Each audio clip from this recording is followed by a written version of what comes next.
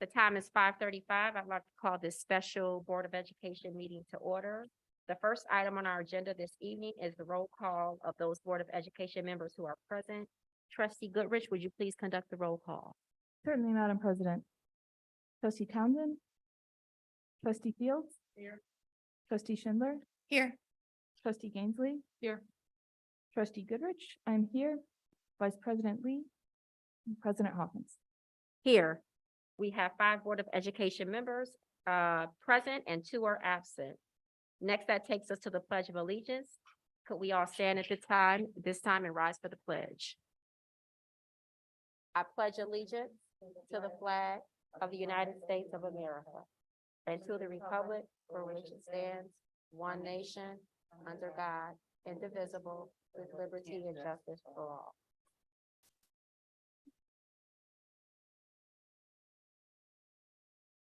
At this time, that takes us to item 3, the acceptance of the agenda. Is there a motion at this time?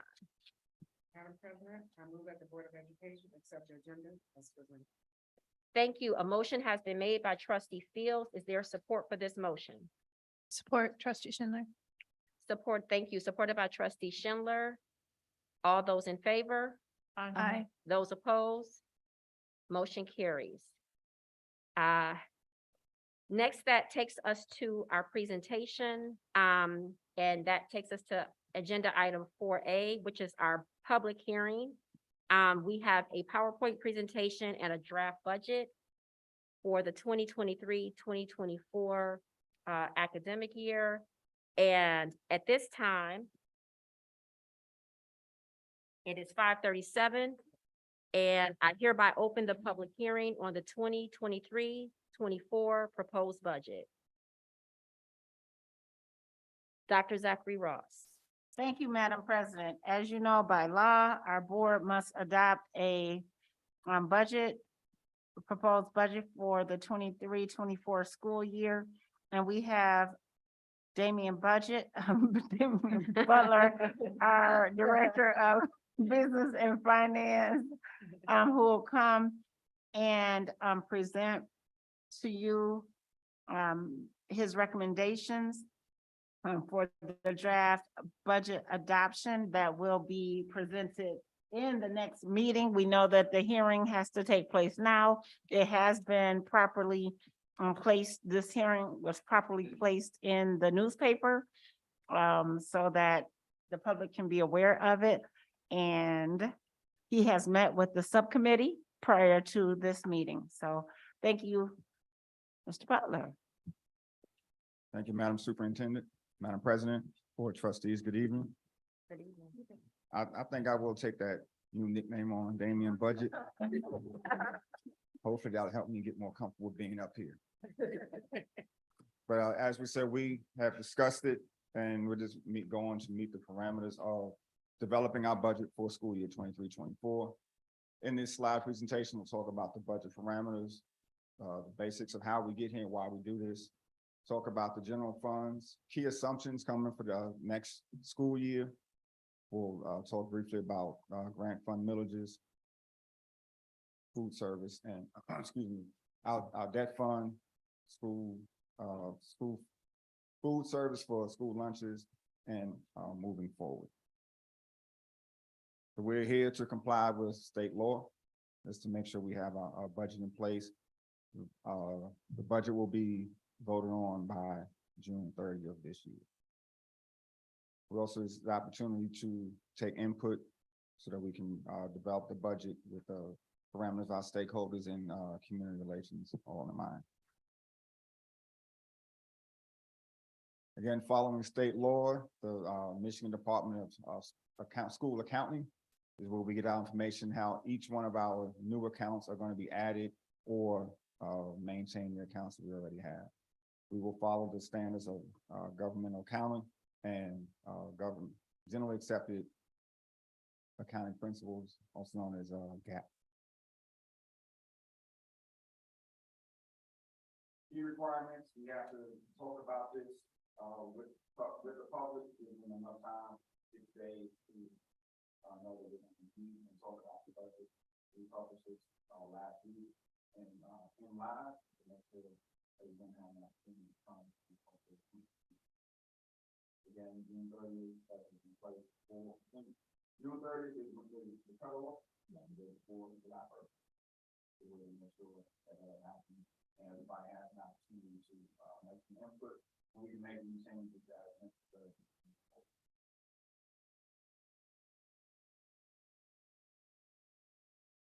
Basically, moving on with this. Nothing is changing for us as far as new budgets or, anything that was not in place already, but we have an opportunity to make any suggestions moving forward.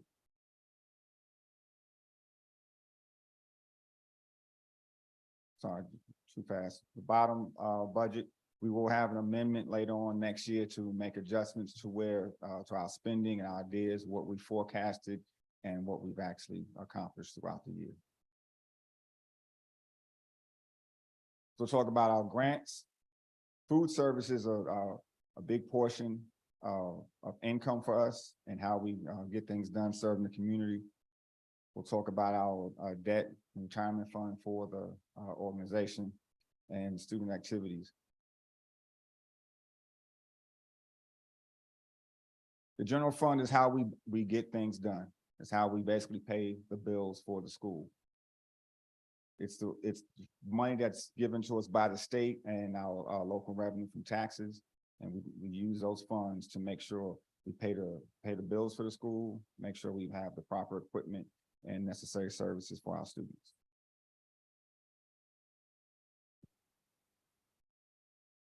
Moving forward with some assumptions for next year. We'll start on the good side.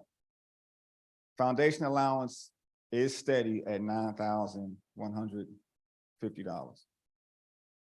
There is talk of raising that up to $9,500, but until we get the governor's budget, which is rumored to come out in June 23rd, we don't know for sure, but we're hoping to get a little bit of a bump in our per pupil funding. Our categories remain the same as last year. We're coming to the end of some COVID era spending, but for now, everything is in place. We'll still have our funds from Title I through IV. So we have a couple of grants coming in that'll increase some Title IX funding, and ESSER 2 and 3, we're managing those funds as well. On the minus side, we have our COVID funds are ending. So we have the surplus of funds that we've had to do a few things. We're gonna have to make some adjustments. There's no set replacement for those funds, but we have a few ways for grants and different opportunities to kind of offset some of those things that those funds have covered for us. But we use them well within the district to cover different areas with improvements and student learning.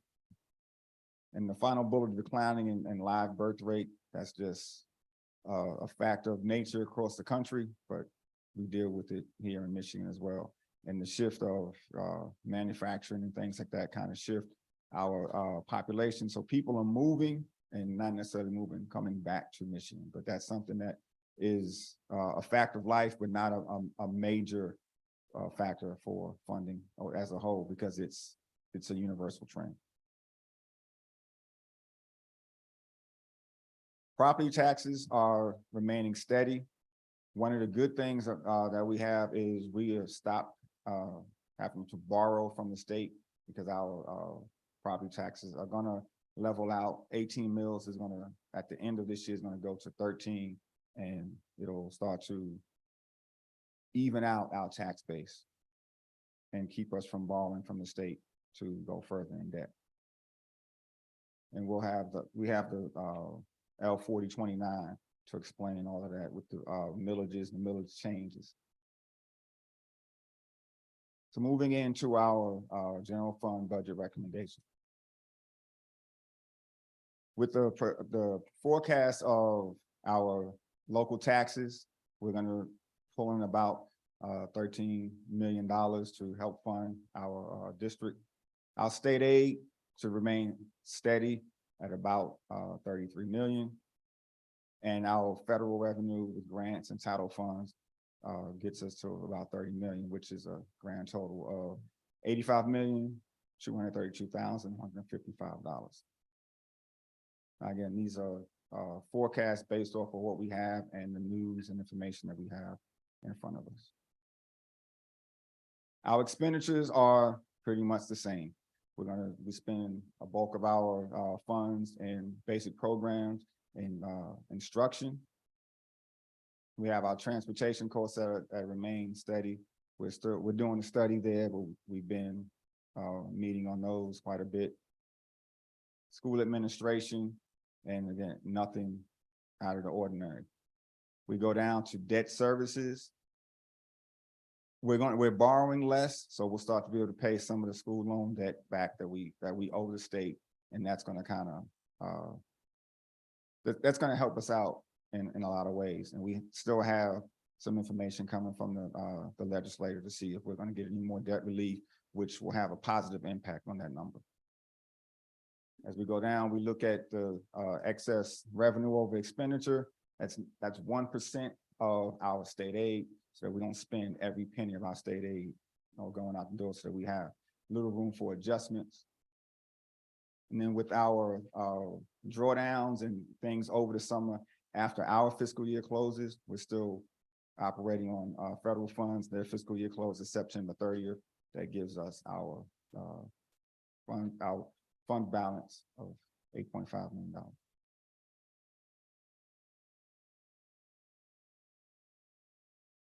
Food service, again, is a good revenue point for us. There are various grants that we're allowed to apply for because of the need. And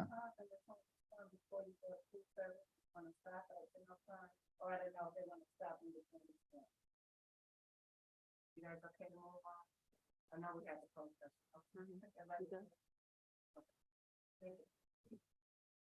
So food services has with various grants coming in to support the feeding of our students, and we get revenues coming in that way from the various federal and state revenue. And this also covers operations of food service and taking care of all the needs within each building and uncovering the operations day to day.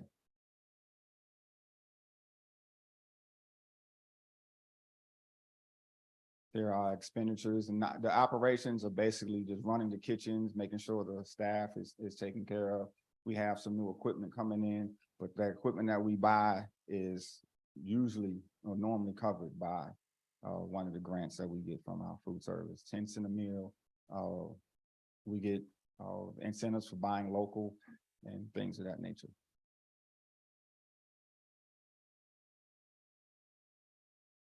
Now, projected fund balance is based off of some of those grants that are coming in that we work towards throughout the year.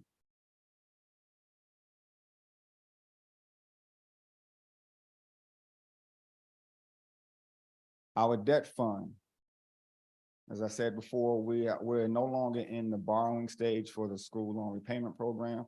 We have met that minimum requirement. Now we are in the repay stage. But as we'll see in the later on the L4029, we have our debt millage broken down and adjusted. We've had two of our bonds meet maturity, and they're no longer being paid, but we have more on to make up the number that each of our constituents or each of our areas are going to contribute, being City of Ypsilanti, Ypsilanti Township, and Superior Township. So these are the payments that we have to make and the interest. And throughout the year, twice a year, we'll be making payments to equal those sums. And again, they're two separate, because of the tax bases. We have Ypsilanti portion and a Willow Run portion. And this is our information, our revenue for the Willow Run side. We're currently at 18 mills, but we will be dropping to the 13 mills level as we continue to make our payments throughout the year.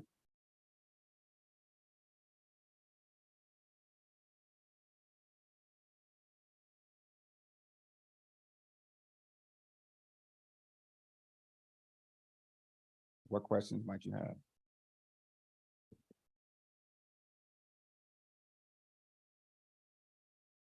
Thank you all. Look forward to further discussion. Oh, I'm sorry. Yeah, Trustee Gaisley. Thank you. I just had a quick question about enrollment. And I know that when we talked in the Finance and Operations Committee, I'll just, I guess, report out on that a little bit. We went through this as the Finance and Operations Committee, talked a little bit about some of the, changes that might be coming down the pike to the school budget, from the legislature. We're hoping that when that comes through, we're going to have a significantly brighter outlook, with a lot of new revenues increases in the per student funding in particular. But of course, we had to budget it really conservatively. So that's what you'll see here is the sort of conservative estimate of what we might have. So my question is, because I didn't ask, how have we budgeted our enrollment? And I know the super blend that's going away referred to like a blend of the count from the spring versus last year. You know, they were blending several years together in terms of enrollment. So if you know, or maybe Dr. Zachary Ross has these numbers at our fingertips, just where are we at enrollment wise, and what are we projecting for enrollment? Is it up for, are we projecting that we're going to be up a little bit? I think I saw, or what are we projecting in terms of enrollment for next year? Well, the budget was based off of current enrollment. We Okay. didn't add a projection at all, but we do have room and for those adjustments, those are conversations that are continuing to be had. So we're projecting flat and Yes. hoping for better. Yeah, projecting flat, and then when he talked about the amendment, so the first amendment we'll see based off of if we get the increase in per pupil funding, and then also we'll have our first count day too. So we're really counting on with, not Mr. Budget, but Mr. Butler being here, really getting, looking at those audit numbers and then looking at seeing, okay, what truly is our numbers? What are our real numbers? Because he truly just took, what is it that we're looking at? What are the budgets right now? And saying, here's where we are, but really taking that first amendment to say, where are we based off of actual numbers after the audit? I think that's Yes. correct from what our conversation So- has been. Right, as of now, everything was kind of we took a snapshot of what we have, and that's what we built the budget based off of. But once we go through count day in October, we'll be able to make some adjustments on if we, one, got an increase, and two, if we have any growth in our student population. Those will both be positive impacts on the budget. Thanks. Other board questions? Yes. I Trustee just got Miller. a quick follow-up then. It sounds like then the end of the super blend isn't necessarily like sending off a cliff. Our enrollment is has been fairly steady within the window that the super blend was in effect, or do we? Our numbers were increasing. I think that one of the pieces is having the transition in, having a transition in the finance director. So he's really looking at, and I'm trying to, New World, but really looking to say, okay, this is what I'm seeing, but this is what New World is saying. And wants to look at the audit to say, okay, this is what I'm seeing in New World. This is what I'm seeing on the books, but I want the auditor to be that third point view saying, okay, let me have it all match. And that's kind of really looking at that compared to, yep, here's the numbers and butts and seats versus FTE. Cause that number is kind of the mismatch. Although we have the butts and seats, the FTE in New World is sometimes, he's saying, I'm looking at this in New World, but it's not always matching. So but I'm speaking for this. is what New World is what we did yesterday. What's happening today is we have, that's a continual process to make sure that we're where we say we're gonna be, or what adjustments are gonna be in. So we have the information, but we need to make sure as going forward that we are meeting the needs. We're staying on track for the budget, and we're not over or under. So it's a constant measurement to see where we are. But as of now, planning forward, we're going. We're taking our snapshot in time now, and that's what we believe is gonna be the future. We're optimistic, but we want to make sure, we hope for great things, but we want to make sure we can afford what we have now. Thank you. Any other board questions or comments? I just want to say thank you, Mr. Butler, for this presentation this evening. I know that the work that you're doing is making a significant difference in the district, and it's not just you, it's a team of people. So we want to thank all those behind the scenes people that are helping you and to support you to present this to us today. As a board, we know our fiduciary responsibility is to be good stewards of the district's resources, and this is a public hearing. So I thank you for all the time and effort and the transition that it's taken you to get to this point. So we appreciate all your hard work to present this budget to us today. So thank you. Thank you. I'm nothing without my team. Go business. Yes, yes. So at this time, the only other thing I think that I just want to mention before we officially close out the public hearing, is just to note for those members of the public who are watching, is that we really have oversight to manage in some respects, although we know our superintendent is our employee, millions of federal and state dollars. And that is a huge responsibility. And so we want to make sure that we are doing our due diligence, that we are asking good questions, and that we are getting the information we need to inform good decision-making as it relates to our budget. So at this time, I don't see any members of the public that are here who might wish to speak about the budget. And so I will officially close this public hearing at 5:57 p.m. We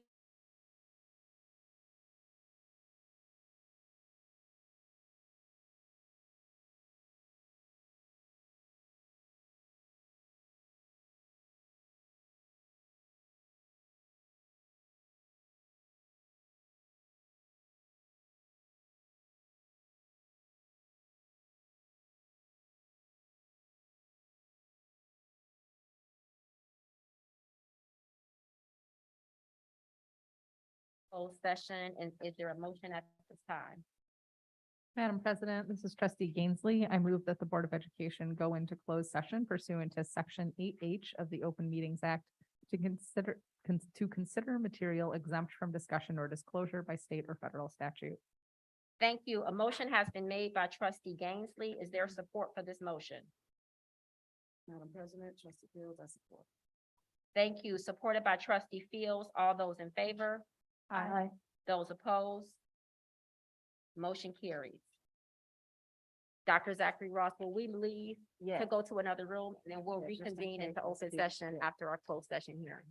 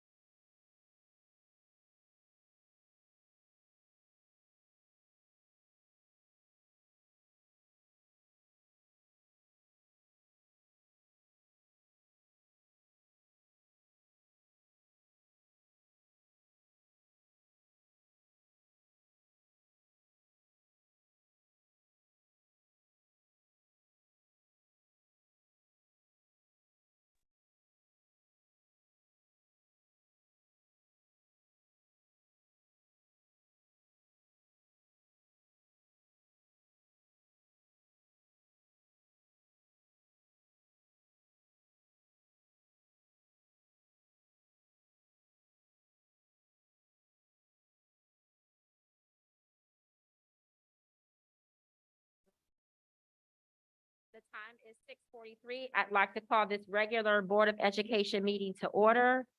The first item on our agenda for this evening. Thank you. I apologize. The time is 5:43, and I would like to convene back in open session.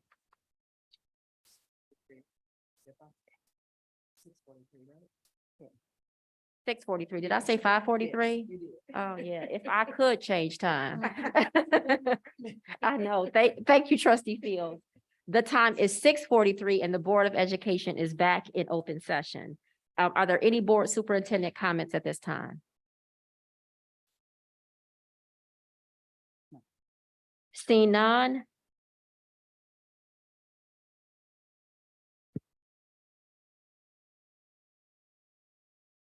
Our special meeting is adjourned at 6:44 PM. Now I'd like to call this regular Board of Education meeting to order at 6:44 PM. At this time, I would like to turn it over to trustee Goodrich to perform the roll call of those Board of Education members who are present. Thank you, Madam President. Trustee Townsend, trustee Fields. Here. Trustee Schindler. Here. Trustee Gainsley. Here.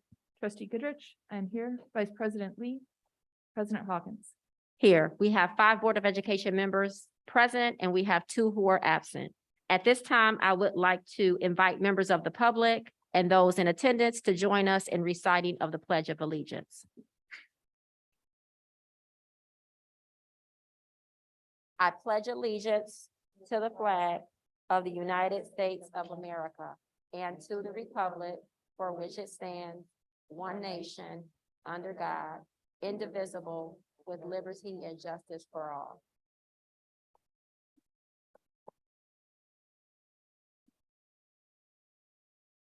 Next, that takes us to the acceptance of our amended agenda for this evening. Is there a motion at this time? Madam President, trustee Fields, move that the Board of Education accept the agenda as presented. Amended agenda. Amended agenda. Thank you. A motion has been made by trustee Fields. Is there support for this motion? Trustee Schindler, support. Supported by trustee Schindler. All those in favor? Aye. Those opposed? Motion carries. Next, that takes us to achievements, awards, and recognition. And we are pleased this evening to be able to celebrate so many of our district achievements and accomplishments over the course of this entire year. Today, we're celebrating our district victories. We usually have buildings that come to our board meetings and they present specifically on what's happening in our buildings across the district. But today is really special because we wanted this to culminate into all of our district highlights, our celebrations, our accomplishments, and our victories over the course of this school year. So at this time, I will turn it over to Dr. Zachary Ross to introduce us to all of our district highlights this evening. Thank you. I would like to ask the executive cabinet if they would go to the microphone and join in reading the points of pride as our buildings lead the points of pride. Thank you. I know Ms. McCarty is adding now. Thank you, Board of Education. I know there are so many district points of pride that we could have highlighted, and each department added different points of pride. As you can see, we did not even add our Cognia points of pride. If our executive cabinet could move, please, to the, and there's one printed copy here if you need a printed copy. I know they are all using technology, and see, sometimes technology isn't always the super duper best. And so each of the departments added different pieces, but overall, I would like to just highlight the collective piece of our Cognia recognition of the district systems of distinction, and it comes as a culmination of each one of the departments coming together. So each of our executive cabinet members will introduce themselves and read one of the points of pride. And please just go down the list so that we can get through, as we have 3 presentations tonight. Thank you. Good evening, Madam Superintendent and President, as well as rest of the trustee and members of the public. My name is Mark Cascarella. And read the point of pride. Before I move. SEEK grant. So far this year, our Supporting Educator and Excellence Knowledge SEEK grant has spent about $1.2 million to support educators through professional development. Staff have attended conferences, engaged in coaching, and held peer-to-peer support. Our SEEK grant continues to provide meaningful support to staff, therefore improving our overall student achievement.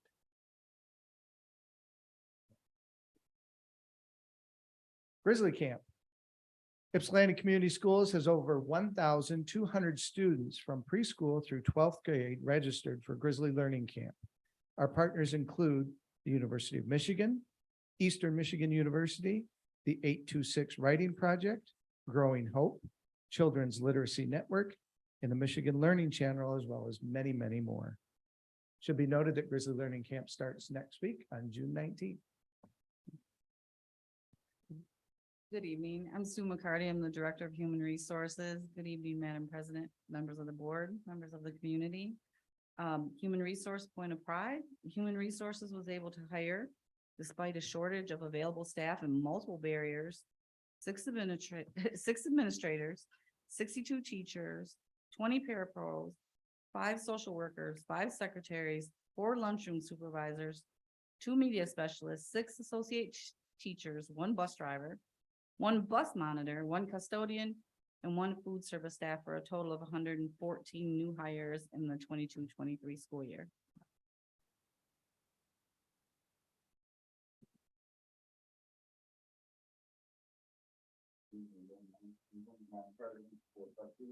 I'm Damian Butler.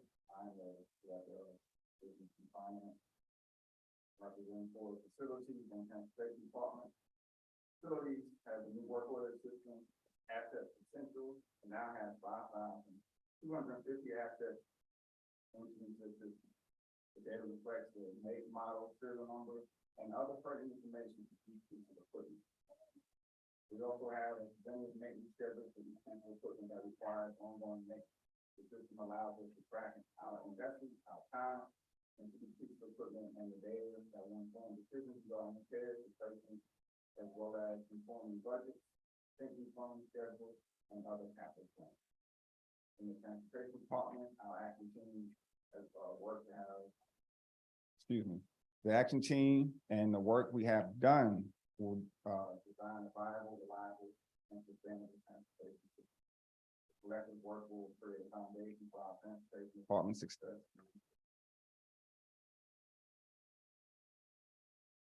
Evening, I'm Dr. Lopez, and I'm the Assistant Superintendent for Instruction. And YCS Library Media Program, we were able to purchase about 9,590 books. When we think about the libraries at the schools in our district, we think about them as a moment like the Renaissance period, when there was a renewal interest in literature and the arts. We also are happy to see a rebirth of our libraries that were once forgotten. We are also happy that through grants, we were able to purchase fiction and nonfiction books that are culturally relevant, with literacy being the focal point in our educational system. It is rewarding to know that our students have a place to go where they can grow intellectually through reading. And the second is the Toyota Driving Possibility. And this program is a new opportunity created to promote STEM, science, technology, engineering, and math education in Washtenaw County, Michigan. The car maker has earmarked $10 million over 5 years to support this initiative, which will also involve the institute at EMU, the WISD, and the Community Transportation Association of America. The funds will be used to develop a program throughout each of our Ypsilanti community schools and our community as a whole. We're happy to be partnering with Lincoln Consolidated Community Schools on this venture. Thank you. Thank you, Madam President. Yes, thank you, Dr. Coscarella, Mr. Butler, Dr. Lopez, and Ms. McCarty for these outstanding district highlights, accomplishments, and achievements. What I would like to say before we give a rousing round of applause to everything that we've accomplished this year are just the sheer numbers that I heard. 1.2 million to support education through our paraprofessional and professional programs to develop our educators. 1,200 students from preschool through grade 12 in our Grizzly Learning Camp. 114 new hires in spite of shortages across the state.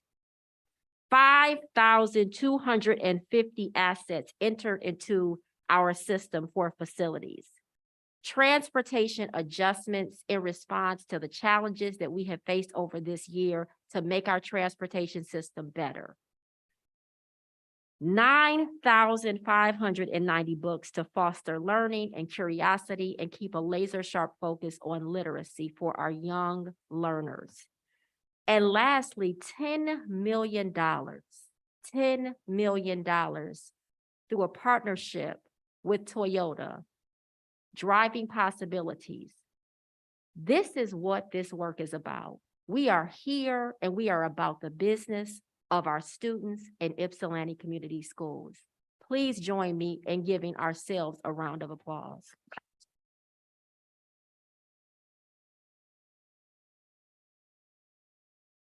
Thank you so much. Thank you, Tim. Next, that takes us to our first presentation for this evening.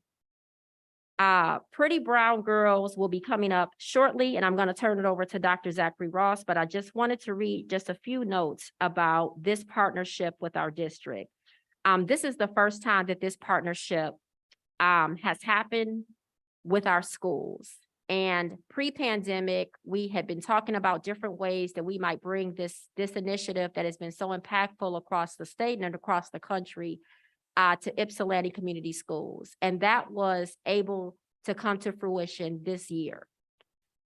We have several locations that participated in Pretty Brown Girls this school year, which included Holmes Elementary, Estabrook Elementary, and Ypsilanti Community Middle School.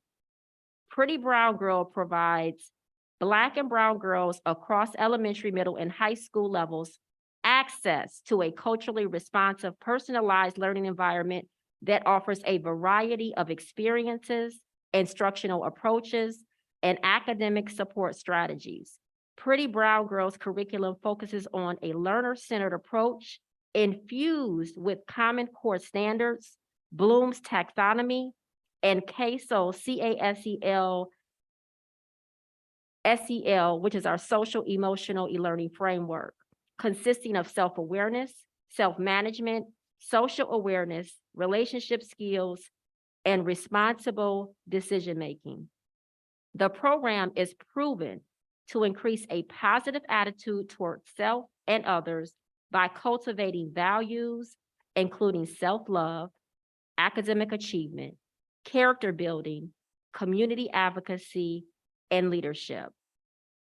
We are very proud to have this partnership in our district, and we are excited for all those who are in the room who are going to shortly join us and grace us with their presence to talk about how impactful this program has been in our district. Dr. Zachary Ross. Thank you, and thank you. And as they're coming, I know there's a presentation, I believe, attached, so I'm beckoning for Solomon to come as well. I think there's no presentation. Okay. So as they come, I'd like to just thank, so please come while I'm talking, but thank. This is the reason why our team didn't say much, because we understand this isn't about the work that we do. This is the what we do at Ypsilanti Community Schools. When we say stronger together, this could not happen. And I don't even see Alicia moving, because it's the humble, committed, dedicated, relentless, resilient, brilliant staff, and just family. It's not even staff, family that we have here in Ypsilanti Community Schools, because this is certainly not the work that we do. if Alicia Hens wasn't here working, dedicated, driven, we wouldn't have this program here. And of course, Dr. Hawkins, her energy around it, spearheading it, and the support of all the staff. And people ask, is this just about Brown Girl? We said it could be for anybody because nobody's turned away at all. But it's about all folks, but saying all of our girls and saying yes. And if you pretty and brown, go for it as well. We celebrating you. And so we are just thankful. I just wanted to highlight Alicia though, thankful for Ms. Hens and her dedication and drive and making sure that this program was successful, that people felt that sense of belonging. When we talk about, do we see you? Do we hear you? Do we value you? Do we respect you? That everybody knows that you are important, and everybody who supported the work and who supported your vision and said, yep, I'm gonna help, I'll be a part, because we know that it takes more than one person. Yet that's what we are talking about. So just thank you and the whole team and everybody that supported your vision. We know that we come and talk about the big ideas and the big vision in the programs, but the people on the ground and make it work to make the programs happen that are the closest to our students. You are the people and the person today. We're lifting up and saying, thank you, thank you, thank you for making this happen. So thank you very much. Before we say anything else, thank you, thank you, thank you. Yes. Partner in crime, you gotta always have one, don't we? Yes.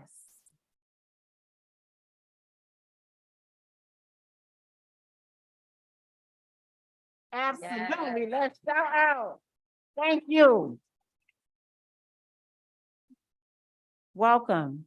How you doing? Good evening, President, Vice President, members of the board, and the public. My name is DeLorean Red, and I am on the executive team of Pretty Brown Girls, along with Miss Trinita and Miss Latanya, who I'm sure Alicia has been in the most contact with. And yes, we thank you so much. We actually have something for you. We would like to show our love and appreciation for this partnership. This year was our first year partnering with Ypsilanti Community Schools, and it was such a beautiful experience. We want to thank you for helping us expand our reach in empowering young brown and Black girls, because as you guys know, it definitely does take a village. And I think that they had an amazing, wonderful village of amazing women. We want to thank Principal Anglin and Mrs. Cook at Holmes Elementary School, Principal Johnson and Ms. Ojo with Estabrook Elementary School, Principal Neal and Dr. Hawkins with Ypsilanti Community Middle School. Alicia Hens, we had a whole thing for you and you kind of. Go ahead. Yes, okay, so you gave her flowers as well. And we would also like to thank Miss Erica Valle, who was the facilitator for all three schools. Yes.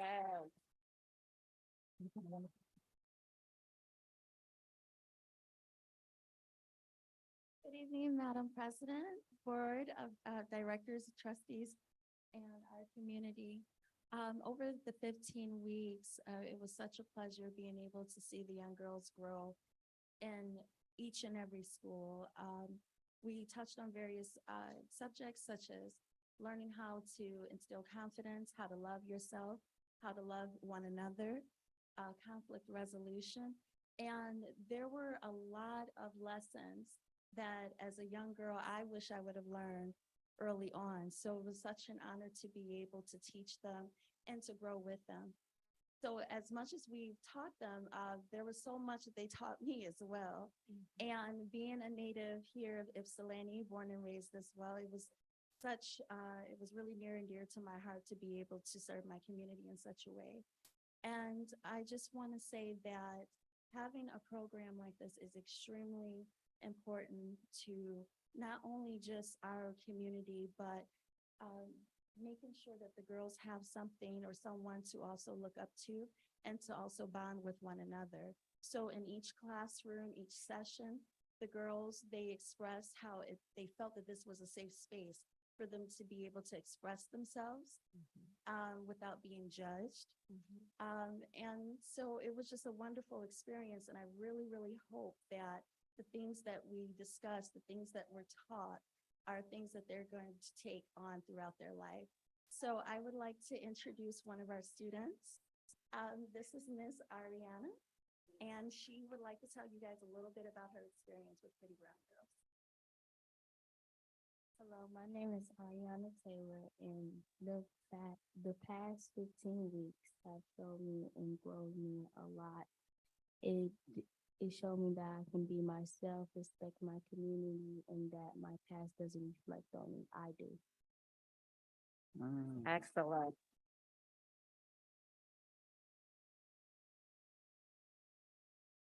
And I want to thank each and every one of you for your time.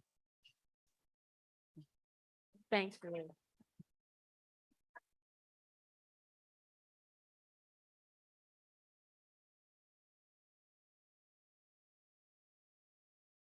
Thank you again for being here this evening, for bringing this important initiative to life. And a huge thanks to Ms. Hintz, who stepped to the plate and has done amazing work across the district to make sure that this was as impactful as it could be for our young scholars in all of our buildings.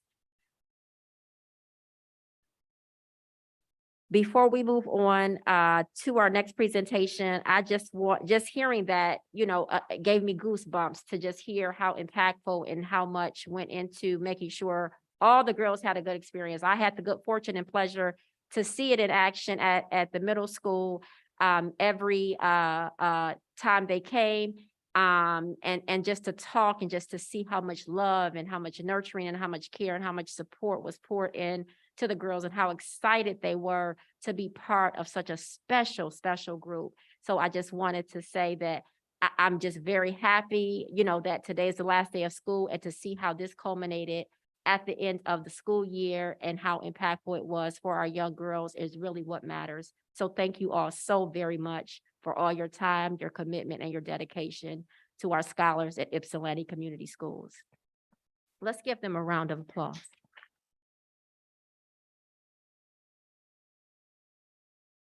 Next, we have a presentation from the 180 program. I'll turn it over to Dr. Zachary Ross. Thank you, Madam President. We know that this program came in to place in the middle of the year as a request from the middle school. So we have, I know we have Reginald Olds, we also have from the middle school, and we have the president here. So I'm not sure who is presenting. Okay, thank you. Dr. Johnson. Okay. And is this a different? Yes.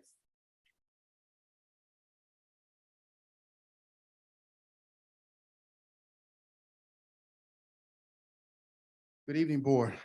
Madam President, Madam Superintendent, my name is Dr. Johnson.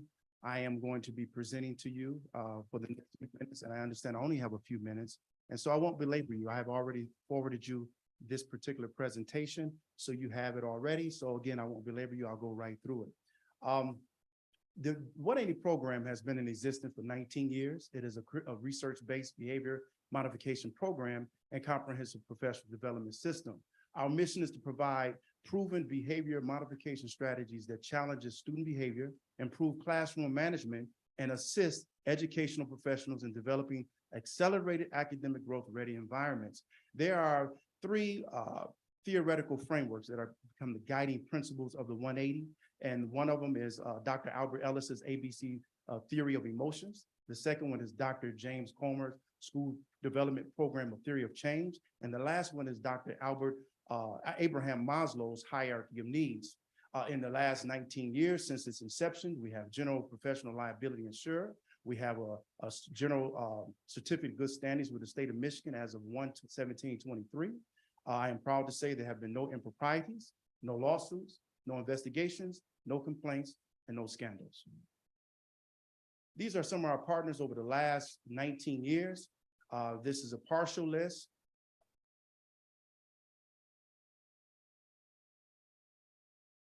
What we do in the one eighty program, we offer a variety of services. I'm going to go over those services, just to give you a purview, and we're going to talk about momentarily the services that were procured by Ypsilanti Community Middle School.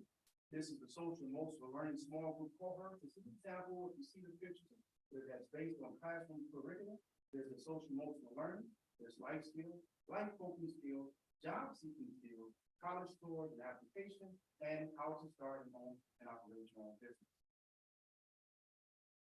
One of the other services that are provided by the one eighty program is the school-wide behavior support. There's support at arrival, at dismissal. There's academic push into the classroom with instructional support. There's monitoring, there's mentoring, there's the support for the lunchroom, there's support in the gymnasium. And again, this is the school-wide behavior support. These are some of the examples here. Another service that is offered from the one eighty program is the Saturday alternative to detention school. That's an alternative to suspension. There's misbehavior assessments and reflection. There's social emotional learning and conflict resolution education. There's post-order drill and placement. These are examples of that particular service.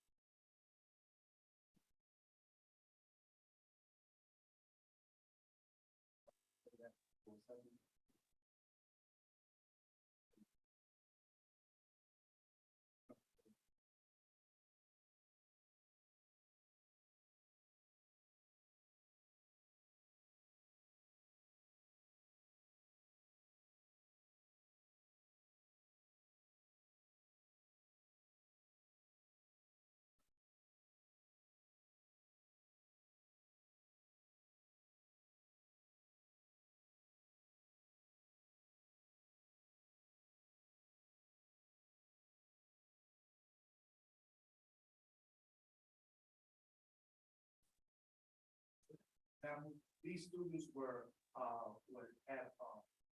led to some type of disciplinary misconduct, led to the dean's office, and ultimately were referred to the after-school, Saturday school alternative to the suspension program. They never, ever had post-order drill, but it's a disciplinary exercise that not only help them there, but also help them in the classroom and also in their own home environments. There's also Parent University. There's meals, refreshments, resources, and information that's given to parents, community and district info, committees that are set up amongst the parents themselves, and also pre-prize drawing. Again, the pictures here depict examples of our Parent University.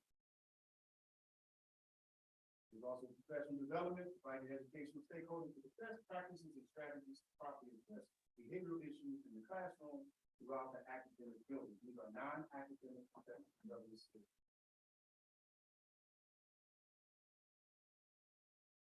The 180 team members that are assigned at the Ypsilanti Middle School are as follows. There's Mr. Isidore Brown, also affectionately known as Mr. Blue. There's Alonzo Driscoll, who is here. Mr. Blue cannot be here because he's celebrating his baby girl's birthday, youngest daughter's birthday. So give him a pass. He is the supervisor for the middle school.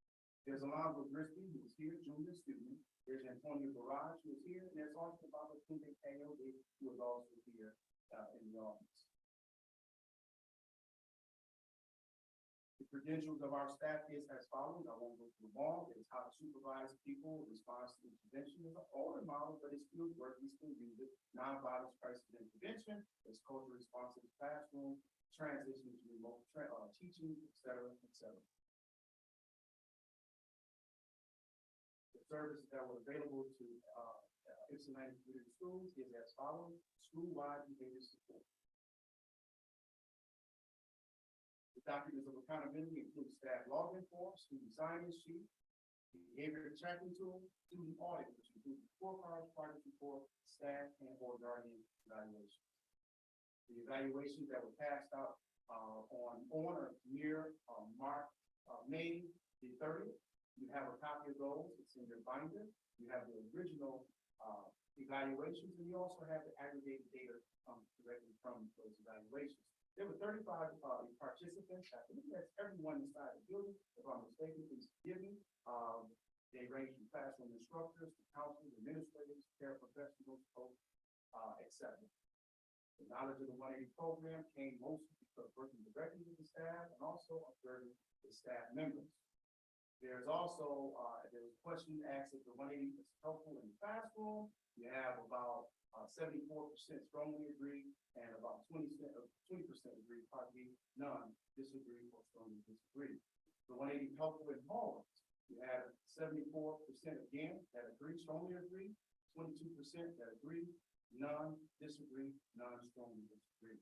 The one eighty helpful in the lunchroom, strongly agree, that 57.1, and you have those who agree 17.7. Again, this is based on those who answered the question who actually are in the lunchroom. And again, you have none that disagree, none that strongly disagree. Or none disagree, not strongly disagree. As far as one eighty being helpful during arrival and dismissal, you have 62% say strongly agree, and you have about 34% that says agree, none disagree, none strongly disagree. 180 service time, meaning the time that they spend inside the school, which is about 7 to 8 hours. 65% say they strongly agree, 31% probably says that they do agree. None disagree or strongly disagree. The 180's overall presence inside Ypsilanti Middle School, 77% say they strongly agree with the presence. 22% say they agree. We have none that disagree. We have none that strongly disagree. Last but not least, the 180 helped me increase the 180 helped increase my student engagement, 14.5%, student correction and redirection, 36.3%, classroom management, 14.5%, instruction, 5.4%, creating cues to counter misbehavior, 27.2%, other, about 1%. Again, the raw evaluations are affected for you inside the binder. This is the aggregated data from those evaluations. I think I did that in less than Thank you for the time. And I do. My question is, I'm noticing when you says the services that are available to YCS, and we only have the one, why are the other ones not available? I can answer that. That's what the principal, the principal said that she wanted support services for school-wide. And we're providing that. So I can't answer that. I mean, I didn't know, so. that's Oh, a good okay. answer. Yes. But they look like they will be useful Yes, ma'am. services, and so I'm just curious, because as I'm looking at the other opportunities and what you said they provide with those, that also is gonna play a part in just making the student for the one area. If you don't have the other ones to go with it, kind of, that could be a key. Yes, ma'am. Right. Yes, absolutely. Other board questions?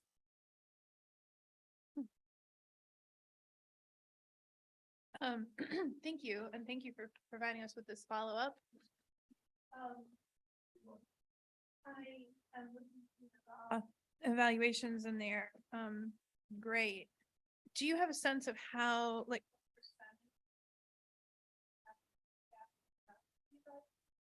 It's 35, so I'm not sure. We passed them out. I'm not sure. I know this the assistant principal is here. Maybe he can answer that. I don't know that. I couldn't answer that. and then, it just, I looking back, a little taken aback by the Saturday school year.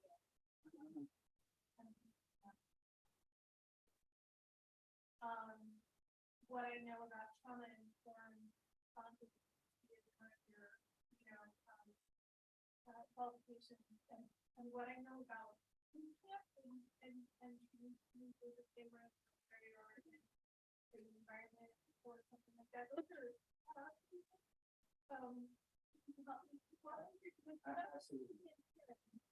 it's talking about mentoring, kindness, and those relationships. So that's fantastic. Can you help me? Absolutely. Well, to be very honest with you, that request from certain superintendents for their particular district that they believe is applicable for their students, it was actually a request. So typically what we do with the young people is not a boot camp. It is not like, hey, get over there, over here. We know that that reinforce negative behavior.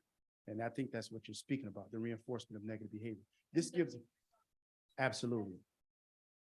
Absolutely. Well, this particular methodology that we use actually builds their self-image. A lot of students never done this before. It helps them memorize. It helps them concentrate. A lot of students, after they go through this particular process, they go back into the classroom, they sit still, they do their work, they do everything they're supposed to do, and then they go transition to the next class because of this discipline that they learn. Again, it's not a boot camp, but it allows the students to be able to memorize and also allow their body to be controlled by their mind.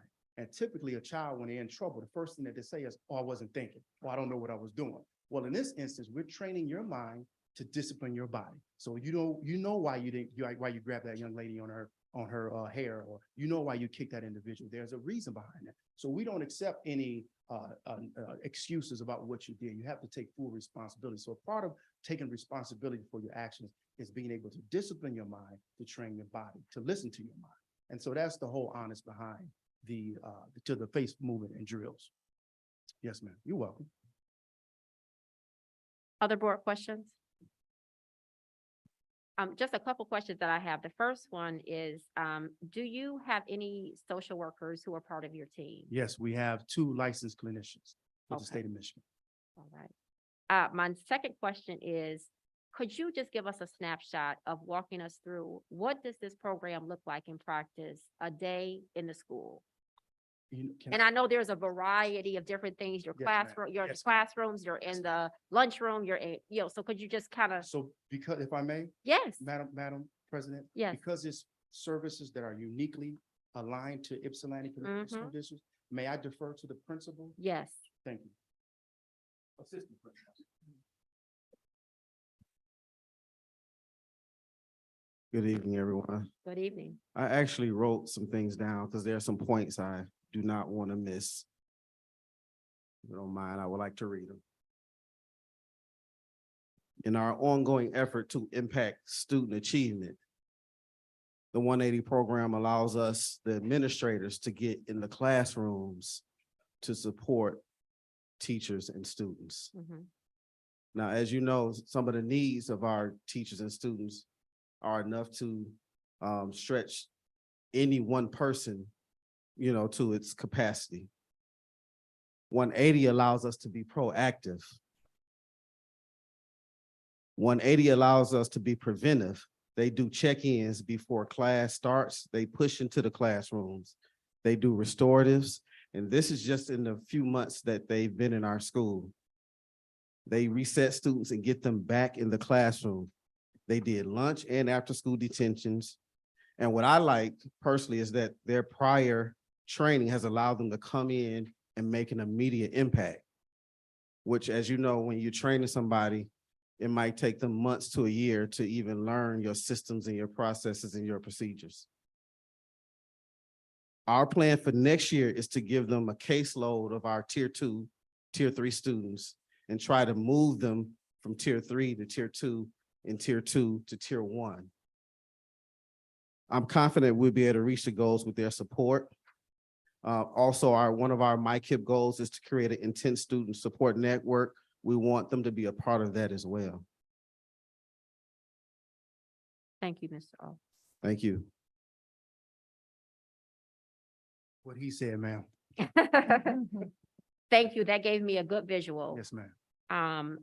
Well, I appreciate the presentation. I appreciate the raw data, and the potential of this program in pursuit of making sure our students are able to get the resources and the support and the education they deserve in our district. So thank you for being in our middle school. And we look forward to learning more about this program. Before I close out, any other board questions or comments? Thank you. Thank you, ma'am, for the opportunity to serve.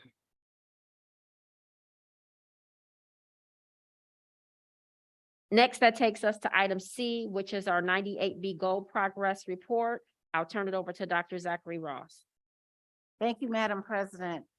As the board has been progressing throughout the year, listening to and reviewing the district's data, you know that as you saw at the first board meeting on February 2023, you were presented with data, and now, no later than the last school day, we are here at the last school day, the board must be presented with data. And so Dr. Lopez has a presentation for you. This is from Dr. Lopez, please come as I'm presenting. has the data. It is in this format because this is the state of Michigan's format of the 98B Goal Progress Report. It does align with our district's MyKIP plan, and it does have quite a few links. This will be on our district's website. It includes our pacing guides, our priority standards in literacy, writing, and math. And so he will give you a brief overview, but the data is going to be available for those in the public for you to review and look closely at this data that does align specifically with each building's MyKIP plan and our multi-year approach districts plan. Dr. Lopez. Good evening, President Hawkins, Board Trustees, and Dr. Secretary Ross. As Dr. Secretary Ross was mentioning, we're required by state law to really provide a report of 98B Goals Progress Report in February of every year, and again at the end of the year, in the last board meeting of the year, which is this one. So this law require pretty much for us to look at not only do we present this, but at the end of this, tomorrow morning, once this is done, I have to put this presentation and the report, that the other document that comes along with this, in the district transparency site. That's a requirement of law. And that's how we are using transparency and communicating our scores and our progress to our community. Moving forward, and what I wanted to highlight here, we have middle of the year goals, and that was the ones we utilized in February. But then at the end of the year, basically, as you see here for ELA, our goal number 2 is all YCS students in K to grade 11 will improve performance in reading ELA from fall to spring as measured by NWEA. And so how do we do that? We pretty much look at the priority standards for every grade level that we've identified through our HMH curriculum, and we pretty much gauge how we're doing, throughout the year, et cetera. And I want to change the page to go to the next page. You can see the mathematics and here's the same goal, but for mathematics. And this is required that we have our goals. Moving forward, this story again is consistently as like last year, pretty much that, it's about watching our students grow in certain areas, and then other areas we got some room for improvement, correct? So we're going to talk about those areas of strength and those areas that we still have to really narrow in and focus, because what we were able to do this year that we haven't done in the past is to narrow down a little bit more and be more systematic with our practices that we are doing, and where's high rigor with the high support, those wraparound services that are being provided. We find that in those places or in those schools or in our community, our learning community, where people are delivering the curriculum with rigor, with the right support, but with the fidelity of the model, we're seeing great results. And in locations where it's a hit and miss, and attention is not as focused as it needs to be, then there's not the rigor that we need it to be, and the support is sometimes taken a little bit higher than the rigor. And we need to make sure that we're looking at that. And today we're going to have some candid conversation about what we're looking at the data. So I'm going to skip over some of these. And today's takeaway, as you walk away, very similar from last year, our overall student proficiency and growth measures continue to improve in the district. But what we have found, this is where we went a little bit deeper. If you look at the transitional year, when we're looking at 5th grade, and you'll see in the data, as they transition from 5th to 6th grade, we're seeing a gap in that grade, and we're seeing a gap from 8th grade to the 9th grade. Those are those transitional years.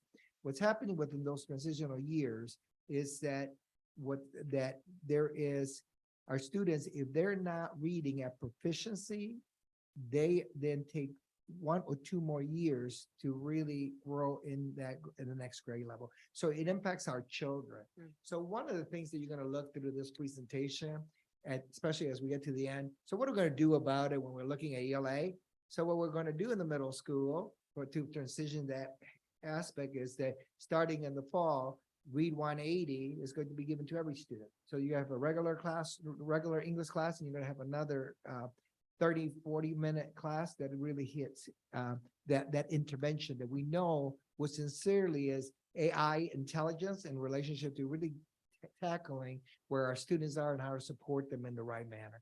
So that initiative came from the school learning over the last couple of years and understanding that, hey, this is good for all students. We want to make sure that we do that. So that's where we're headed with that. But one gap that's missing there that I want to highlight is also looking at our kindergarten. There seemed to be a little, especially in LA and in mathematics, where we could do a little bit more rigor in kindergarten in this district.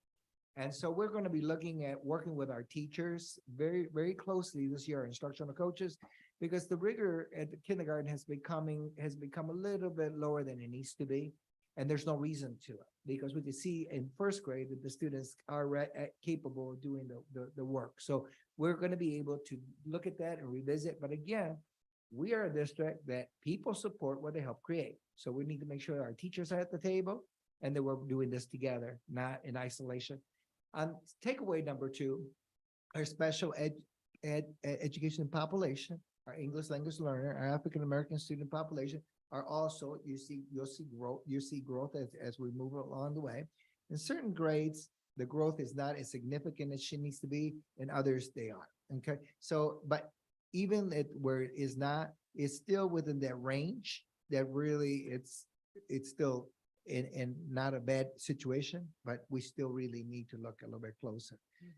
We did have some impact, as you will see later along the way, that we're not, and I'm not blaming anybody because it's not about putting blame, but it's about being reality here. So absenteeism in school has really impacted achievement in some of our schools. Let it be that the student chose not to come to school, or if transportation was not available to bring this kid to school, but that impacted our students.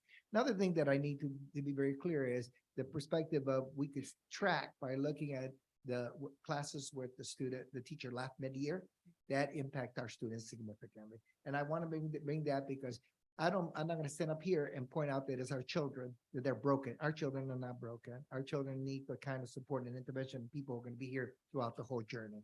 And I think that that's where I want to highlight, because sometimes we want to go quickly to blame kids, and it's not about that. Okay. So when we look at the overall, I think I want to point out the bottom, which is, as with the overall strategy of increasing reading support for students in transitional grades, we must also apply, and I don't like using the word groups, in all the groups, including special ed, English language learning, African American. As you look at the next slide, the next takeaway is that we need to continue to teach that tier 1, and we're really this year through the MyKIP is rigorous. Where the rigorous instruction, which in essence we need to, ambitious teaching is what we're doing with formative assessment, and that's the commitment from every school. And it was beautiful to see this MyKIP work, the alignment that was done this year by every school, and every school has their own individual plan. No two plans look the same, but they're catering the needs of their children, and that's where we needed to be. We couldn't have been there last year, the year before, but we're there now. And the commitment from the people who have worked and the hours they spent this year to make these goals realistic and expectation is going to really help us to move forward. The last piece is during the 23-24 school year, we will intentionally place the strongest ELA teachers and math teachers in these transitional grades to really support our students, And if that cannot be possible, we're going to make sure that we leverage the power of our instructional coaches so that they could support these individuals to be successful, these educators to be successful. As you look at here, I'm not going to go too heavy. I just want to highlight so that you can read this one, but I got to get to my page because I got my notes, and this won't show me notes, but I have them here. Okay. So, and this is where Dr. Zachary Ross was talking to Trustee Goodrich the other day about where we want to look at. When you look at the orange, the biggest thing here is that's fall from the year before to fall. Okay. When you look at the blue, it's fall from this fall to mid-year, which is February. Okay. So fall to winter.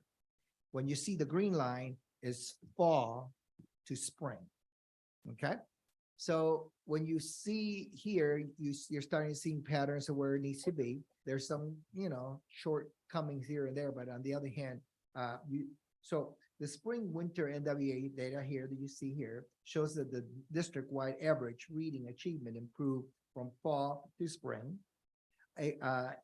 For all grades except grade 12 here, but we have a limited amount of students who test in 12th grade because we really test up to 11th grade.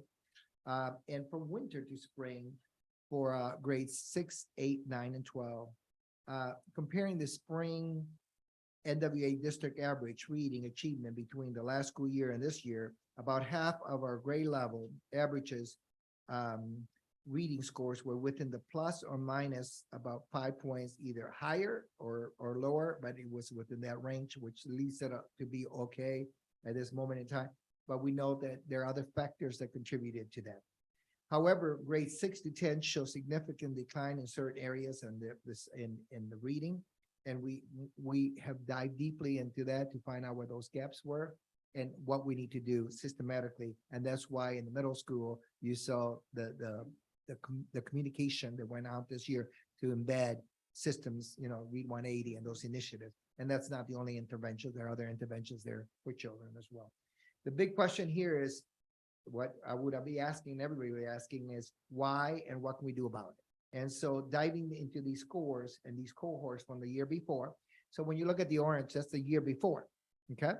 And then when you look at the blue, then you see that, hey, did we sustain? So when we look at kindergarten and the achievement, and then you see, and I'm gonna go to growth just to show you, but the cohort, you see from the orange to the blue, that it was able to sustain, okay? So then when you look at from the green, see the green right there in kindergarten, that would be the orange in the fall, right? From their orange there, did it sustain or did it increase or decrease and keeping an eye on that? So in essence, just want to not miss anything here, but we are in the right track with certain areas, but then in those gap years are the ones, the transitional years is where the challenges are.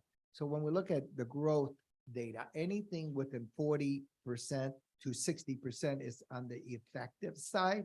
So in essence, you want to aim for 40 or higher. As you can see, again, you see fall to spring to fall to spring, the green, all right? And look at 12th grade, for example. So that means blowing it out the bracket there very significantly. But when you look at all the grades, you can see that the orange bar here represents that 4 to 4 reading growth. So that's the reading growth that occurred during 2021-22 school year and was retained over the summer. That's why there's no orange bar in the kindergarten because there was no growth because it's the first year, okay? The blue bar are the mid-year, fall to winter, reading growth percentile within the 2022-23 school year. And the green bars are the spring to fall, reading growth percentile within the 22-23 school year. As a reminder from the February presentation, except for grades 1 and 6, all other grade levels show fall to winter reading growth in excess of the 40 percentile here. Grade 9 also was the one that did not show fall to spring reading growth in the 40 percentile. Michigan Department of Education considers, as you could tell, 40 to 60 is within that range of effective. But what it really shows here is, like the previous slide, is that with respect to reading, our opportunities for greatest gains are in grades 1, 6, and 9, those transitional years, okay? So, and then in math, it's pretty much the average math achievement improved from fall to spring and from winter to spring for all grades except 6 and 8. And so when we look at growth, pretty much similar to before, most of our math growth was above the 40 percentile, except in grade 1 and grade 6 and 8, like I mentioned, those transitional years. And the middle school it's proactively addressing the update in mathematics. So one of the things that we're doing, we're piloting Reveal, which is a new math program for the middle school as a pilot, because we realized that the program that we had was not cutting it. And not only for the students and the teachers were finding it very difficult. So we brought this year the teachers together and we wanted a pilot, a math program. And so they narrowed down to the one they want to pilot for this year, and that's what we're gonna pilot. And so we're looking and seeing how that would level, but the materials there promises to be, is aligned with the priority standards and the rigorous where we need to lead our students. So we want to make sure that it has the conceptual mathematics and all the pieces that our students, and so we will invest in that moving forward for this year. And since there's no adoption because it's a pilot, okay? And so if we see that, hey, this is solid, then will come to you as in a formal adoption, but it's not an adoption stage, it's just a pilot, okay?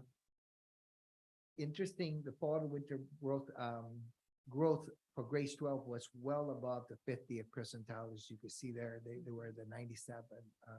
So if you recall from the reading growth slide, as shown here for math, grade 1 students also show less growth than most of the grades.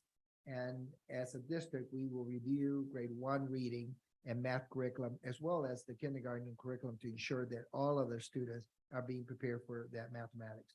So one of the things that we're doing with our younger students is this last year was very difficult. So with COVID, we have skipped from everyday math, training teachers how to do everyday math. But we've flipped teachers.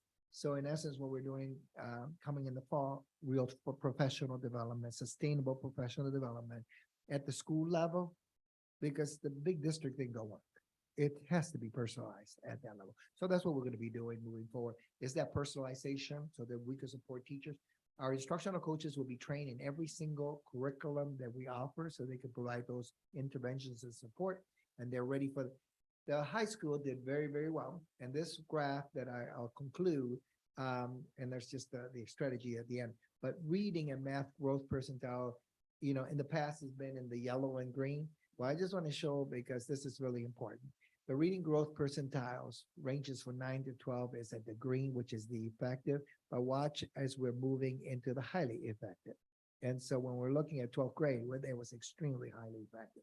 So we're moving in the right direction. And as we're looking at our math growth in the secondary level in grades 9 to 12. But again, we still need for those students who struggle to be able to provide them with the supports that they need, okay?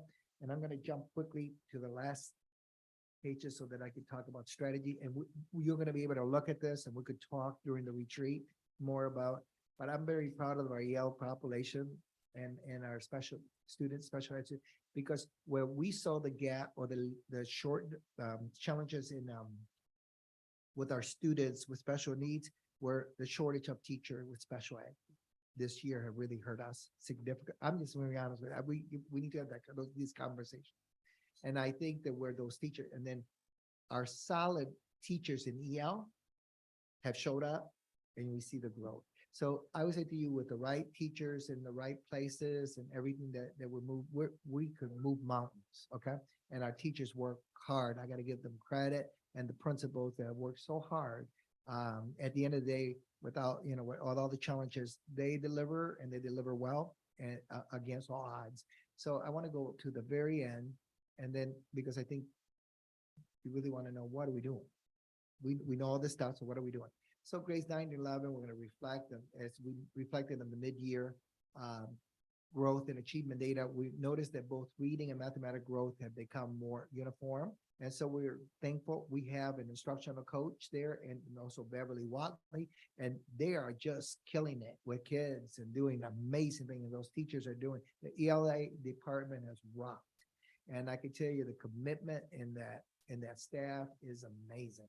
Okay. So, and the middle and then ACE, I want to give kudos to ACE, because ACE has graduated more students than ever. Mr. Davis has rocked. He has literally, their staff have tutor students. They have actually got our students across graduation. And and that's admirable, okay? Because we're doing something for our children, and we're doing it with commitment, passion, et cetera. And I really want to commend Chelsea at the high school and Mr. Davis as well. They're rocking it. The whole team is a team of 4 approach, but they're rocking it, and they're really teaching the curriculum with fidelity. And That's how we know that it works, okay? And here's what's next for literacy. Next year, the middle school will offer Read 180 as I mentioned, as a block. All schools will implement the MTSS tier systems of support that they have implemented during their MyKIP process. All schools will teach HFH units with instruction. In grades 3 to 5 and 6, you will see people implementing roadmaps. By fall, we'll have 6th grade roadmaps. And they will be developed for 6, 7, and 8. And if we can get them all developed, we may be doing ELA that way because I think it's the best route. But if worst case scenario, we'll roll it into 6th grade because the 5th graders going to 6th grade need to follow that pathway, okay? Which means that our curriculum will be very student-centered and very focused. All schools will continue to use diverse literacy libraries for reading, et cetera. And I want to plug in here the utilization of AI intelligence, because one of the things that we're doing is this district gonna dive deeply into AI and to making sure that we're using these systems that really work and really personalizing the level of instruction for students and supporting them and with tools such as tools such as Imagine Learning, et cetera, that can personalize to the student level, adaptive school, those adaptive programs. All schools will continue with diverse literacy library, and all schools will focus attendance and classroom management using proactive circles. They've committed to proactive circles, these executive function skills. And I know that Mr. Olds came to pick up a bunch of the books for executive function skills today. The next one is schools will implement that their tiers in numeracy, those supports.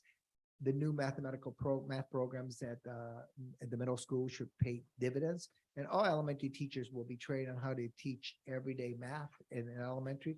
And all school will focus on attendance, et cetera, the corrective circles, et cetera. What questions might you have?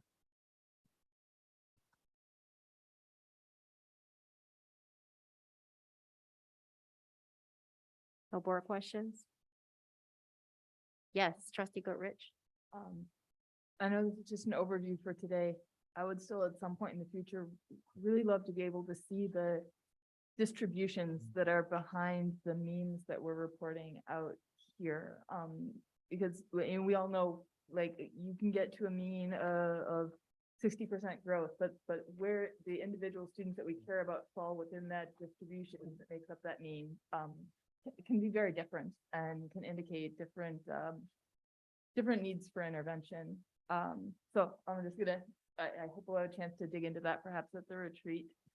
I know we had talked before about that there was a need to recalibrate those growth percentiles. Are these percentiles based on the newly recalibrated kind of post-COVID growth percentile targets? Sorry. Oh, no, I just wanted to say for the questions that you have, if you could provide them for me, then I'll have them all that research for our retreat. So when you have your retreat, we have all those steps for you, for the whole team. Okay. But keep going, I'm sorry. No, I'm sorry. And I just want to comment, I appreciate how this highlights the importance of continuity and fidelity and the impact that it has when we have transitions, when we lose teachers. This really brings home how important it is that the teachers that are trained in, we know none of these curricula work perfectly right out of the box, and that a lot of work has been done to make the curriculum we use culturally responsive and personalized to the students that we serve.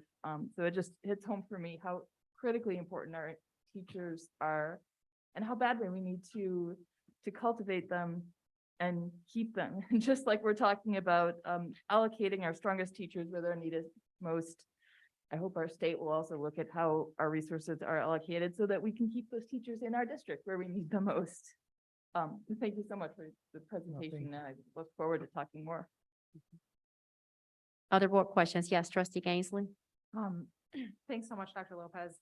I guess just to add to the request for the retreat, since you did identify that issue with transitions, and having students, those transitional years, your first year in a new building seems to be a really challenging year for learning. So one of the things I'd love to look at the retreat is some of the elementary level data disaggregated by building, because I know some of our students transition in kindergarten, some in first grade, some in second grade. So do we see that same pattern there? And then I'd also be really interested to see between the fifth grade and the sixth grade, some students leave or enter the district, and so we're just dealing with a slightly different population of students. So we're able to see the data for the same cohort. I'm not sure if that's possible with the data that we've got, but it would be have- really great to be We able have, to. as a matter of fact, Clark, for my camp, it's a responsibility to provide every school with every piece of data. So we have a new profile that Clark has developed, and it's all the pieces of data that you can imagine. So that's not hard. We'll be able to do that. The other thing that I think that you'll be very impressed right now, Clark is working with the ISD, because we want to see the goals from preschool and how the preschool correlate to kindergarten. How can we prepare, if the kids are feeding into our school, then we want to make sure that that's the core really aligned. And if what can we be doing to make sure that we transition children from preschool to kindergarten, from kindergarten to first grade. And those things. Thank you. Thank you. Good point. You might help us to see from a third perspective what that might mean. Mhm. You might be able to help us ask some good questions. Yeah.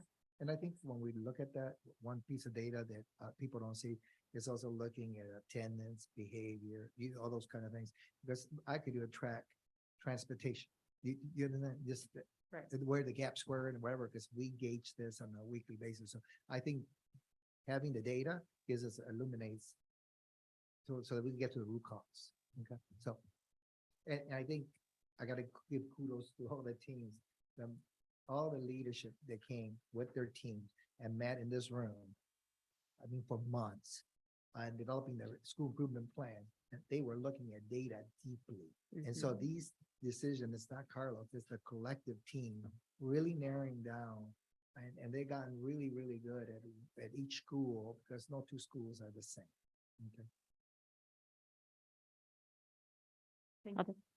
Other board questions?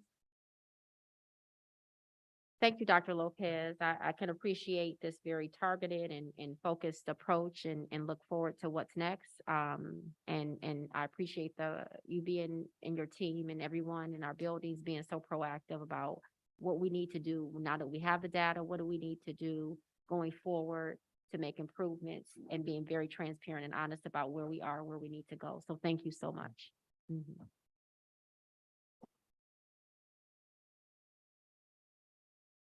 Next, that takes us to our first public comment portion for this evening. And before we invite members of the public up to address the Board of Education, I would like to read the public comment protocol, which is as follows. Pursuant to Board of Education Policy 0167.3, the board recognizes the value of public comment on educational issues and the importance of allowing members of the public to express their views. Please limit statements to 3 minutes in duration. Participants shall direct all comments to the board and not to staff or other participants. No person may address or question board members individually. All remarks shall be made in a respectful and professional manner. Before we call the first person up, Trustee Schindler, do you mind keeping time since our parliamentarian is not here this evening? Absolutely, Madam President. Thank you. First up is Emily Swan.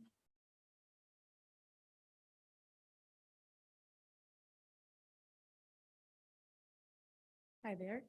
Good evening. Good evening. Thanks for letting me speak here this evening. I appreciate all that you do. I know that what you do is hard. Leadership is hard. So I'm here. I'm a longtime Ipsy City resident. I'm here to speak on behalf of Crystal Harding, who is the high school choir teacher. Full disclosure, I'm her pastor and have been for about the last 10 years, her and her family. And I wanted to break my comment up into 2 parts. The first one is I just wanted to speak in support of her. I know that she's been a teacher here for 36 years, that she went to Ypsilanti schools as a student, that she's poured her lifeblood into this as an adult. I know that she taught elementary school music education for many, many years. I was with her, it was right before the pandemic, I believe, when she was promoted then to be the high school choir teacher, and we rejoiced together with that and we're really excited. And that told me that she had a really good reputation as a music educator here in the district. I know that she's currently one of the quarterfinalists for the Grammy Awards for Music Educator of the Year. She's one of only 2 people in Michigan that have that distinction. And I felt really proud of my friend, of my congregant, and how she's been leading the choir, because I see them everywhere I go. I feel like I'm at Glow Fest. Ipsy High School Choir is there. I'm at MLK Day. Ipsy High School Choir is there. They're at like tree lighting ceremonies. They were supposed to be at Pride. I think they're supposed to be at Juneteenth this weekend, which our church was planning to be at. And so I've been like, I guess, filled with pride for what she's doing. I think we're all aware, probably there was this thing with the news. And I don't know all of the details. And I'm sure things are more complicated than what they seem. But I just want to say that as sort of a citizen of Ipsy, what it looks like is it looks like she started to teach her kids to speak about injustices and to advocate for themselves. And when that got to be more public, that maybe that got a little embarrassing. And it looks like then an investigator was brought in, and it just seems like what could be happening is there's a lot of scrutiny on her to see if she has dotted all of her I's and crossed all of her administrative T's, and if she hasn't, maybe to get rid of her. I hope that's not true. But if it is, I just want to say that I hope that as somebody who poured in so many years as an educator into this system, that she'll be given the dignity and the respect and the generosity and the grace that teachers of that magnitude and that length of service are given. I think the second thing that I want to say is I just want to express some concern for the students.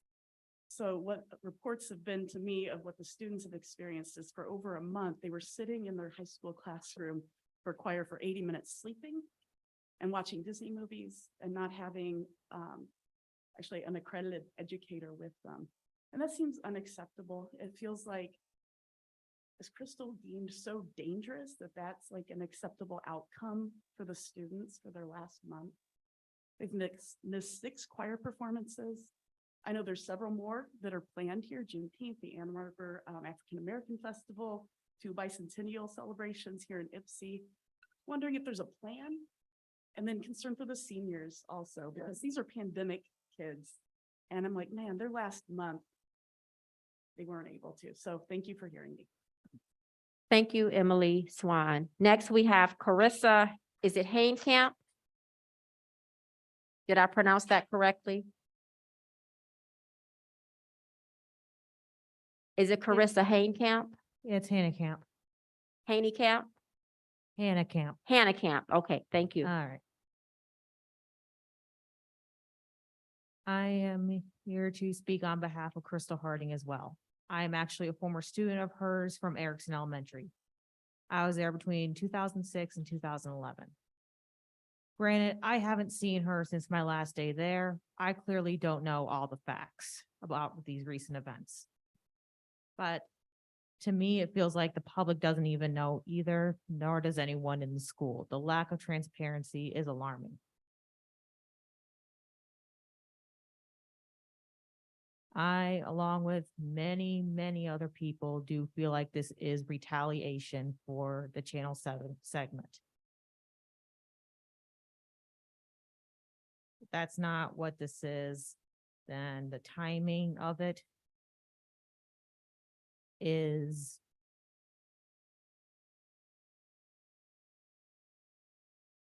really questionable.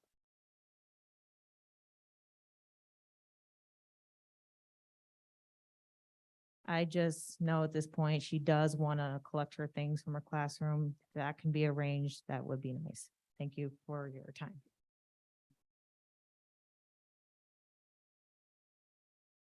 Thank you, Carissa Hainkamp.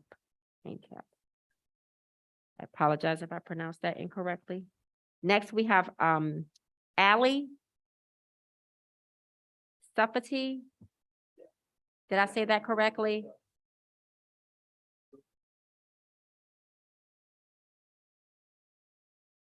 Oh, thank you.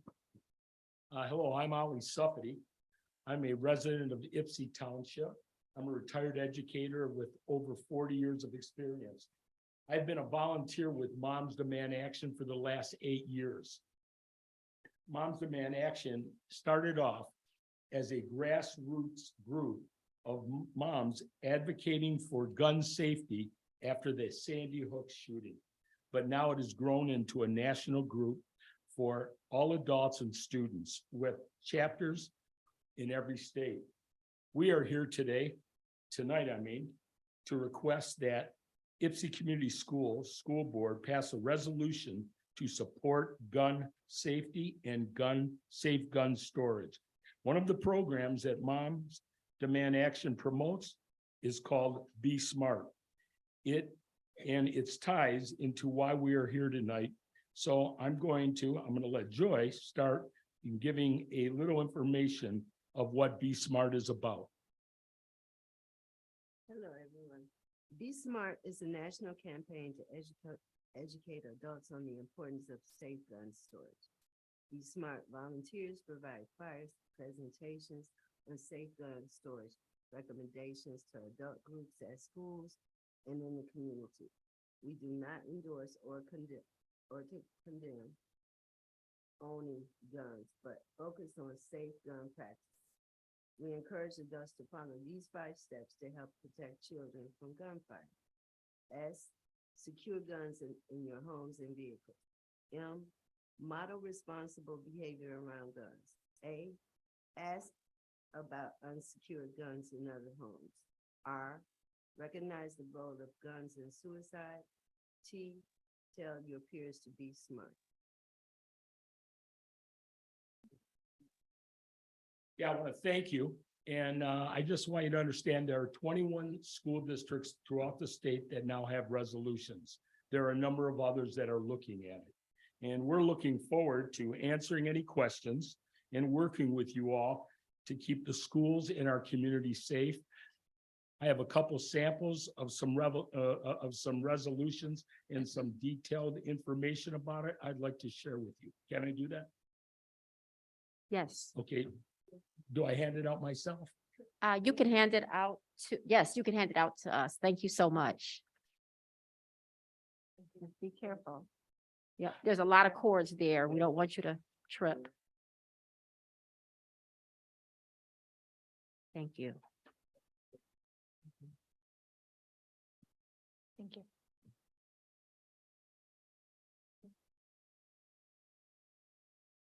Yeah, thank you very much.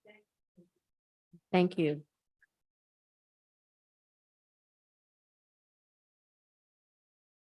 Next, we have Carrie Middahl.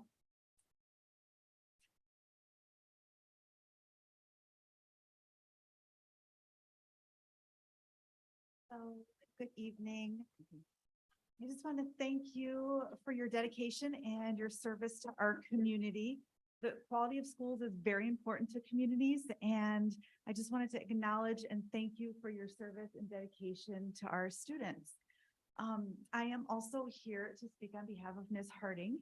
I had the pleasure of seeing her concert live in the high school auditorium in early March, I think it was. I haven't seen any of the news coverage. I haven't clicked on any videos to see what all the fuss is about. I saw it live and in person before there was any fuss. And it was wonderful. I was so amazed at the uniforms and the music itself. I think they sang in different languages. They were supporting one another. You could tell that some of the kids were a little nervous about their solos and the other ones were encouraging them. And it really warmed my heart. I absolutely loved what I saw. My own teenagers were with me and we were just like, yeah, this is so great to see teens doing something awesome on stage with one another. I heard one song that was, I think, an original work, and I'm not gonna lie, I was a little uncomfortable kind of watching it, and I was like, oh, this is bold, this is brave. And I heard it and I understood it as an act of peaceful protest. And I was so proud of those students. And I just want to reflect back on a couple of the things that we heard today in some of the presentations. I think I forgot the name of your program, the 180, where it helps the kids with behavior modification. One of the graphics up there was I think it was nonviolent crisis response. Nonviolent crisis intervention. That's what those kids were doing. And then Dr. Lopez, you said something about a negative impact when teachers leave before the end of the year. I think that's what's happening now. And so I just have to think that, loving and competent teachers need to be in the classroom with their students. I think that's all I had to say. So thank you for listening.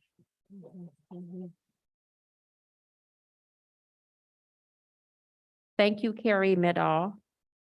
Before we move on to the next person, Ally and Joy, you were both together, correct? I just want to confirm I didn't miss anybody. Thank you. Uh-huh.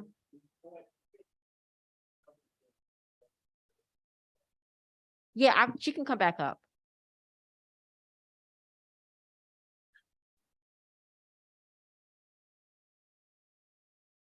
Hello again. So my nephew was shot and killed, on Thanksgiving morning in 2021. And he was a creative individual. He was unique. He didn't dress like the other youths. He made music and he was very artistic. He drew and he painted and stuff like that. And he was taken away way too soon. But actually, I feel like, there's a method to that. Okay, let me slow down. Boom. So I have a nonprofit youth organization, right?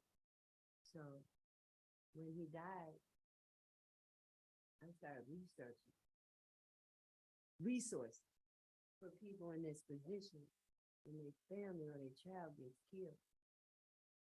Is there money available? Is there counsel? And there is, but most of us don't, we're not aware of. So that got me fired up. So then I connected with this group, Monster Man Action, and the Be Smart part has something to do with the resources as well. But there's money out here to give these people who are in this position, and that's where I wanted to work in, helping the community when they're in this position. So I had an event for his birthday Saturday. His name is Von Crack. And his birthday was Saturday, and my sister came because she moved out of town. She can't take Michigan no more because he's gone. The point is, so this lady came because she saw the fire in the week. And she said she wanted to come just to meet Von Crack's friend. And that was crazy to me, and it was beautiful to me. But she had an issue with, she feel like the police should have been there too, in support of, traveling down that. But anyway, I'm just saying that, we gotta work on making this real. It's so stupid, it's so silly, and it's really unnecessary, and so please work on the resolution. Thank you.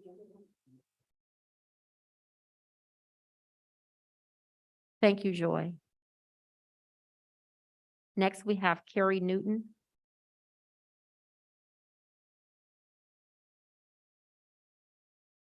Hello, Dr.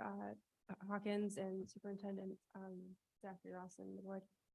My name is Carrie Newton. I graduated from Eastern Michigan. I studied elementary education with a focus in math and integrated science. I currently tutor through a nonprofit organization called Learn to Be. It brings virtual one-on-one tutoring to underserved youth around the country.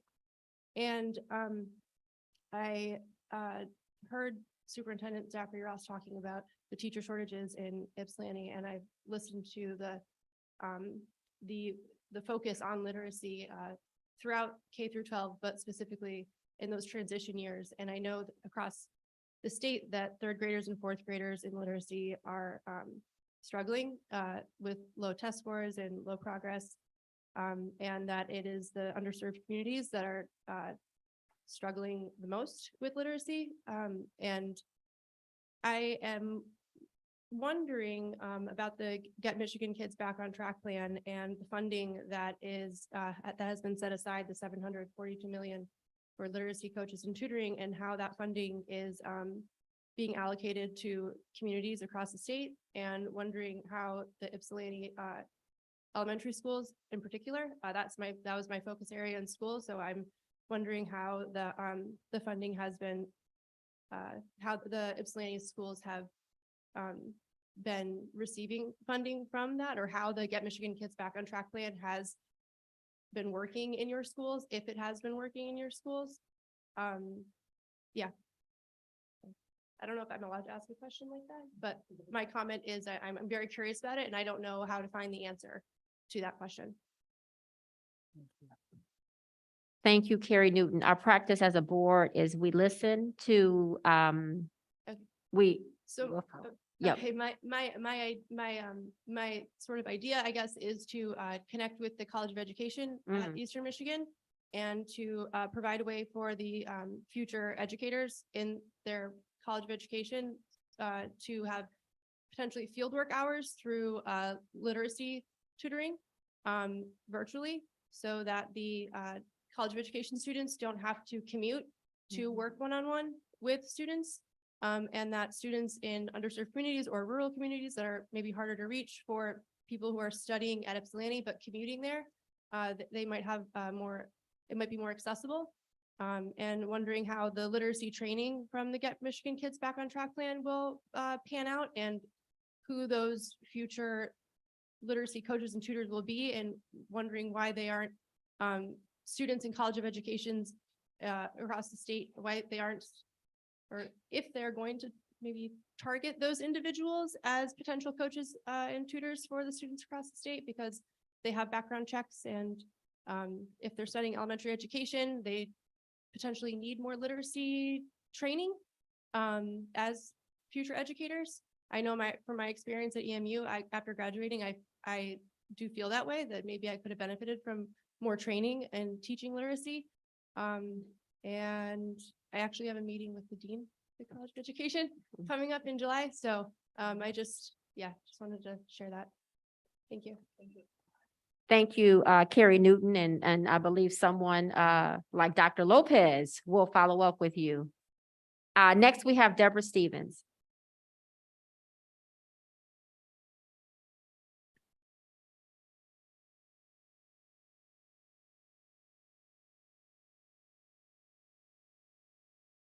Hi there, today's my last official day. So so I'm all over the place on this. So I was gonna write out something and then I was doing schoolwork. And so I didn't really write, but I put notes on things and then people have been contacting me and say this. So I'm saying different things, but as a little background, I came here in 1982 because I was at Eastern, and that's when Eswick New Horizon, the big center, was opening, and they talked about they have this pool, and I said, who's gonna run it? I don't know. So I was an adaptive aquatics person, so I did it. I developed a program, I did everything, I did it for 3 years, and then I felt like they didn't take it too seriously, so I looked elsewhere. And at that time, then we had started a new adult program, and that teacher left the day before school started. So they tagged me and said, hey, can you sub? So I subbed for 2 months before I got a job. So I thought, oh, maybe I'll stick around here for a while. So 41 years later, I've worked around the district doing lots of different things. But I also do a lot of kind of push buttons on people I know and do things. So when I was in the young adult program, I had the 16 to 26-year-olds. So I started putting kids in the high school before inclusion was a thing and making them go to high school. And I kind of did the same thing when I got bumped over to Perry. I thought, these kids really should be in kindergarten with the other kids. So I kind of did that. So I've been all over the place. So I'm really proud of the things that the district has done. And in thinking of things, here's the things I think are good and some of the things I'm concerned about. So, but I'm gonna keep coming back and bugging y'all. So some of the concerns though, and actually Dr. Lopez and everything hit on some of these without knowing, but the whole data thing and everything, we're testing way too much. So at Perry, and I'm just gonna talk about like the 5-year-olds have, I looked up 12 to 18 minutes of attention span. So we're doing all this testing. The first testing we do at Perry takes about 2 months for the teachers to collect all the data because you can't do it in a group. You have to do it individually. It's so hard. So they get this data. Then we have to do it 4 times a year. Then we have to do NWEA 3 times a year, which is pointless. I'm sorry to say at our grade. Maybe if you want to start in 3rd grade or something, but I've done the NWEA with kids and everything. It's a nightmare. So we're getting too much data. And the other problem I have with it, by the end of 1st grade, kids hate school because all they're doing is being tested. But since I get to be in special ed, which I love, and that's one of the big pluses of IPSI is special ed is amazing here. I can just say, well, obviously they can't do it. I can do my own thing. And my kids score really, really high because I do things different. So we just got to do things different. So that's one of the things I want to think to push you. The other thing that everyone talked about was the staffing. We're dying. You're right. People are leaving everywhere because we don't have the money. And we talked about the last time you're trying all the recruitment stuff, but you got to have the money and you got to really, really pay people and compensate them and keep them here because we're getting decimated with all the people that are leaving. And it impacts the kids and how they're performing.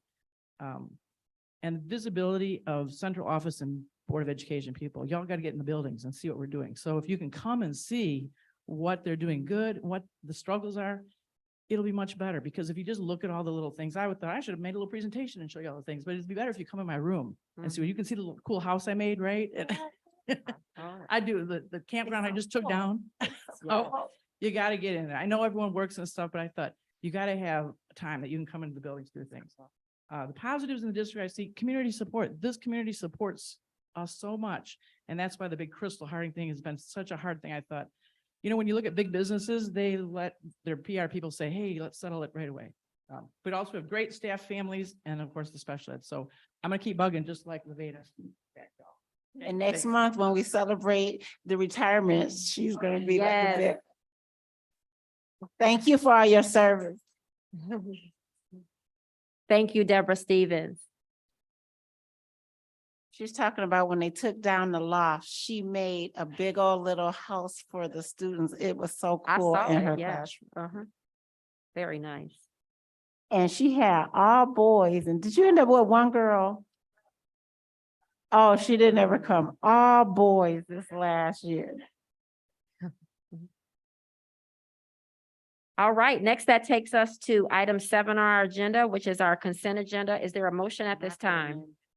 Madam President, I move that the Board of Education approve the June 6, 2023 special board study session minutes, 2 personnel matters as per the presented list dated 6/9/23, resignations and retirements.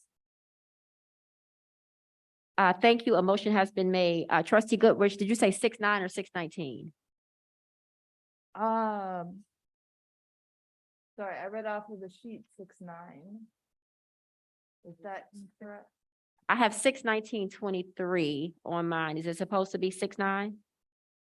Thank you so much. So that is correct. A motion has been made by trustee Goodrich. Is there support for this motion?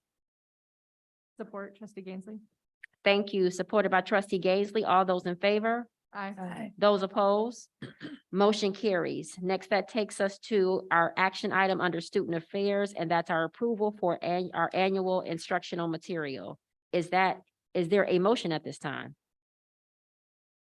Madam President, I move that the Board of Education approve the 180 program quote for a purchase amount of $244,790.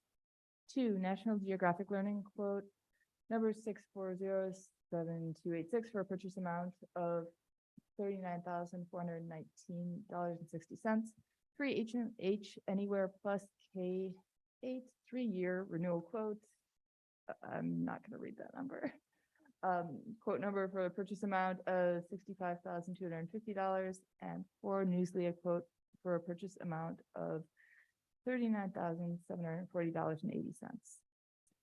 Thank you. A motion has been made by trustee Goodrich. Is there support for this motion? Support. Thank you. Supported by trustee Fields. Any discussion on these items? See none. All those in favor? Aye. Those opposed? Motion carries. Next, that takes us to our action item under business and finance. Is there a motion at this time? Madam President, trustee Fields move that the Board of Education approve the amended and restarted Washington Educational Options Consortium Agreement. Thank you. A motion has been made by trustee Fields. Is there support for this motion? Support, trustee Goodrich. Thank you. Supported by trustee Goodrich. All those in favor? Aye. Those opposed? Motion carries. Next, that takes us to the acceptance of a donation by the Kappa Alpha Psi fraternity. Is there a motion at this time? Go ahead. Madam President, I move that the Board of Education accepts a donation from Kappa Alpha Psi for $2,648. Thank you. A motion has been made by trustee Schindler. Is there support for this motion? Support, trustee Gainsley. Thank you. Supported by trustee Gainsleigh. All those in favor? Aye. Those opposed? Motion carries. Thank you, Kappa Alpha Psi, for your donation, which will go towards kindergarten playground equipment and improvements at Ford Early Learning Center. Next, that takes us to resolution for the 2023-2024 initial budget presented to us earlier during our budget hearing by Mr. Damian Butler. Is there a motion at this time? Madam President, I move that the Board of Education approve the attached, I believe that is Yes. 2023-2024 general appropriations resolution. Thank you. A motion has been made by trustee Gainsly. Is there a support for this motion? Trustee Fields, I support. Supported by trustee Fields. Any discussion on this item? Looking forward to that new school aid bill. Yes, we are. Thank you, trustee Gainsly. And I just want to remind the public, for those who may not have been able to attend our budget hearing, is that our Budget and Accounting Act requires the adoption of our budget before the new fiscal year begins. The proposed 2023-2024 budget is built based on a number of assumptions. After the annual financial audit is completed and after the fall 2023 student enrollment data is available, a budget revision might be prepared to reflect the most current financial information and projections. This budget impact is detailed, and we have had an opportunity to not only review this, and thank you to our chair of our Financial and Operations Subcommittee, trustee Gainsly, to prepare us for the budget hearing today. And this is one of our important responsibilities, fiduciary responsibilities of the Board of Education, to make sure we are exercising proper oversight and being good stewards of the district resources. So thank you to Mr. Butler again and his team, Dr. Zachary Ross, all those involved in bringing this forward to the board for consideration. And we look forward to, I echo trustee Gainsly's sentiments, to money that will impact our kids and our staff. So just to recap, a motion was made by trustee Gainsly, supported by trustee Fields. All those in favor? Aye. Those opposed? Motion carries.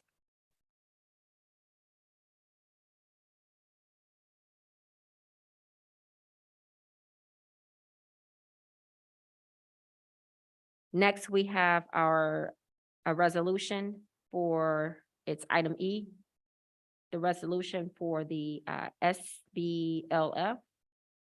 Is there a motion at this time? Madam President, I move that the Board of Education adopt the presented resolution to authorize the annual loan and repayment activity application for the former Willow Run Community Schools. Thank you. A motion has been made by trustee Fields. Is there support for this motion? Support, trustee Schindler. Supported by trustee Schindler. Any discussion on this item? All those in favor? Aye. Those opposed? Motion carries. Next, that takes us to action item number 10, and it is the renewal of our membership for the Michigan Association of School Boards for the 2023-2024 year. Is there a motion at this time?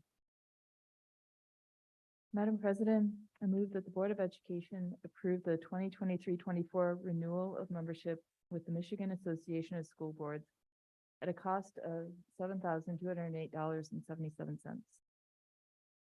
Thank you. A motion has been made by trustee Goodrich. Is there support for this motion?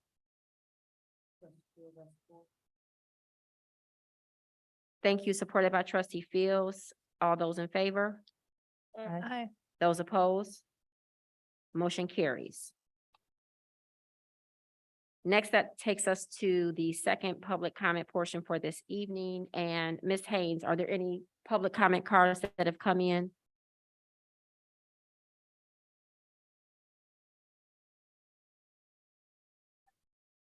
Thank you, Ms. Haynes and Dr. Coscarella, for checking.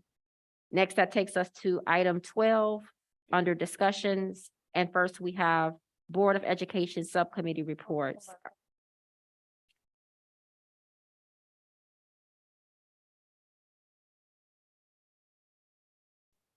Comment heard missing.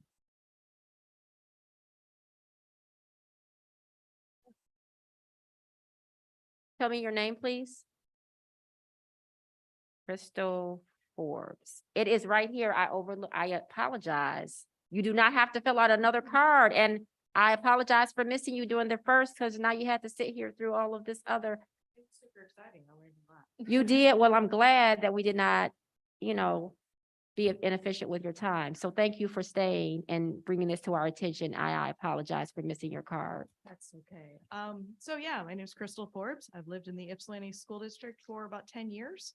I have no children in the schools. I learned more than I ever knew before in the last hour and a half. The reason I am here, it really disturbs me to learn that there are transportation issues with getting children reliably to and from school. I grew up in a miserable school district, but the bus ran every day and it was always there. There were enough bus drivers. It's been highlighted by Dr. Lopez, and I think maybe for the other gentleman that presented that there are just attendance issues. And the first issue with attendance is getting children to and from their school buildings.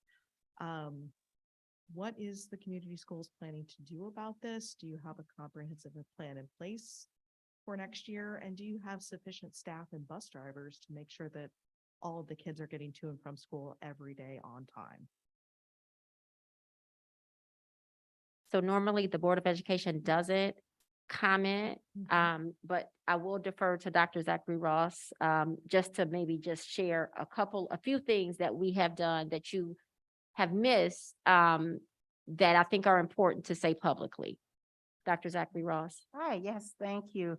Our Board of Education has had a transportation study session. We just last week had a full community engagement session where we brought our community in to have a listen and learn session. We then sent out a thought exchange to our full community to give us community input after we have done extensive reach to not only our own Michigan Works, but also throughout the community to find out if there are additional services we can hire outside of our own transportation services. We then also gave them a timeline in terms of planning how we will resolve this issue. So it has been several months in full community engagement on how we will resolve this issue. When will the completed plan be revealed to the? We have given them the end of June to mid-July, and we've given them options. It's been in MLive and in Concentrate newspapers. All right, looking forward to hearing about that. I was disturbed to know that it was an issue in this community. It's throughout the state of Michigan, but also in I this don't community. care about those districts. I care about. Thank you. We care. This is our number one priority. We have shared it out widely. Thank you. Yes. Thank you. Thank you, Crystal Forbes, and we appreciate your comments and apologize again that we missed you in the first round. Next, that takes us back to our Board of Education Subcommittee reports. Are there any reports from our subcommittees at this time? Trustee Gaisley.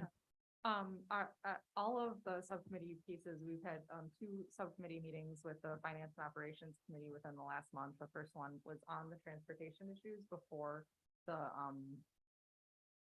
prior to the public, session, which I unfortunately was not able to attend because I was out of town. But essentially the committee met to sort of narrow down what opportunities we were going to discuss and share with the community through that transportation session and discuss some of the different staffing options for, substitute and additional bus driver support. So we appreciated that. I have been following the thought exchange results very closely personally.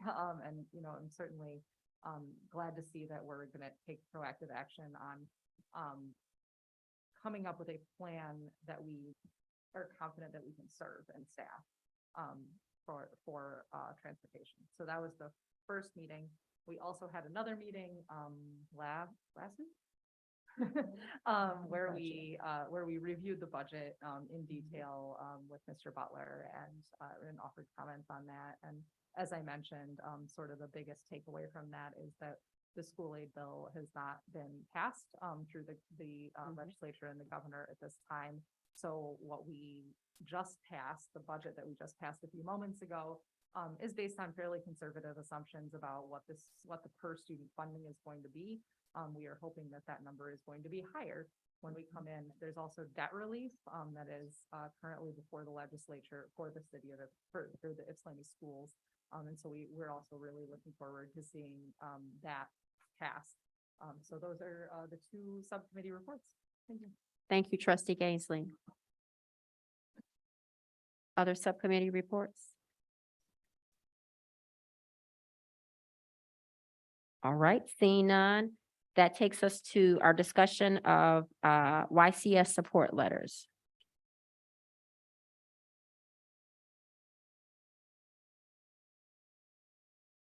Dr. Zachary Ross. Thank you, Madam President. I asked Ms. Haynes and I couldn't find mine, and here it is. So thank you, Ms. Haynes. I wanted the board and public to know about the support letters, as our finance and operations chair just talked about. We had been headed to Lansing several times. We understand that one of the points that one of our long-term teachers shared about was the area of compensation. One of the strongholds that we've been dealing with and grappling with for the 10 years since the consolidation is the debt that we've been holding on to since the consolidation. This board has done an amazing job staying in the black, really looking at the budget, ensuring that this budget was always positive, that you have consistently remained on par with being fiduciary, really responsible with the finances, and knowing as well that this debt that comes out before we receive our state aid funds. And I think people just really don't understand when we are looking at the budget, the $2 million that comes off the top really makes us not as competitive. When we look at any other district in our area, any other district in the state that is not in this same situation. And so our other school districts in this county have really supported Ypsilanti Community Schools, especially as I noted at the very beginning of the board meeting, our systems of distinction.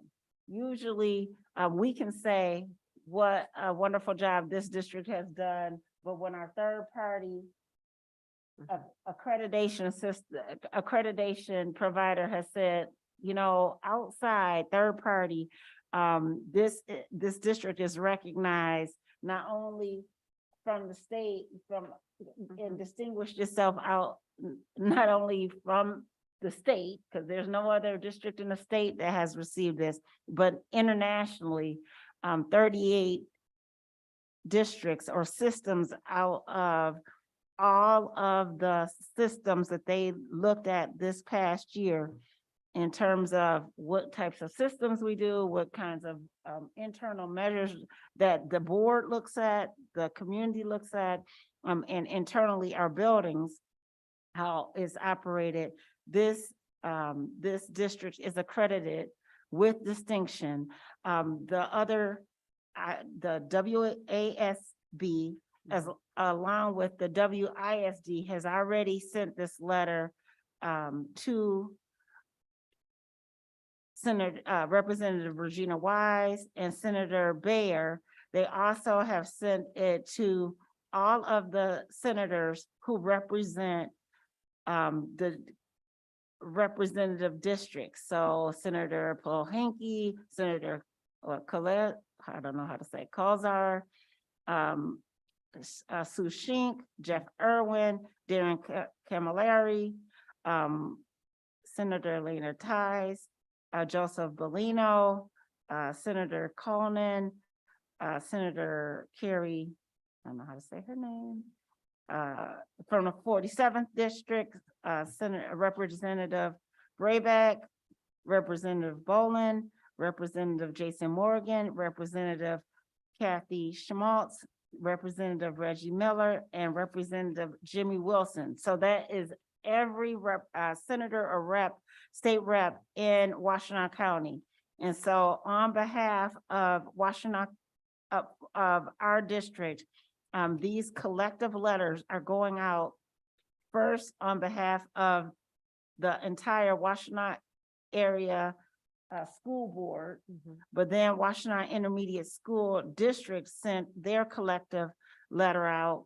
And then, just this Sunday, the Washtenaw Area Black Caucus also sent the letter of support. And so I wanted to bring this up at our board meeting because I wanted this school board to know and this school district to know that these letters of support have been going out. They've been, the request is to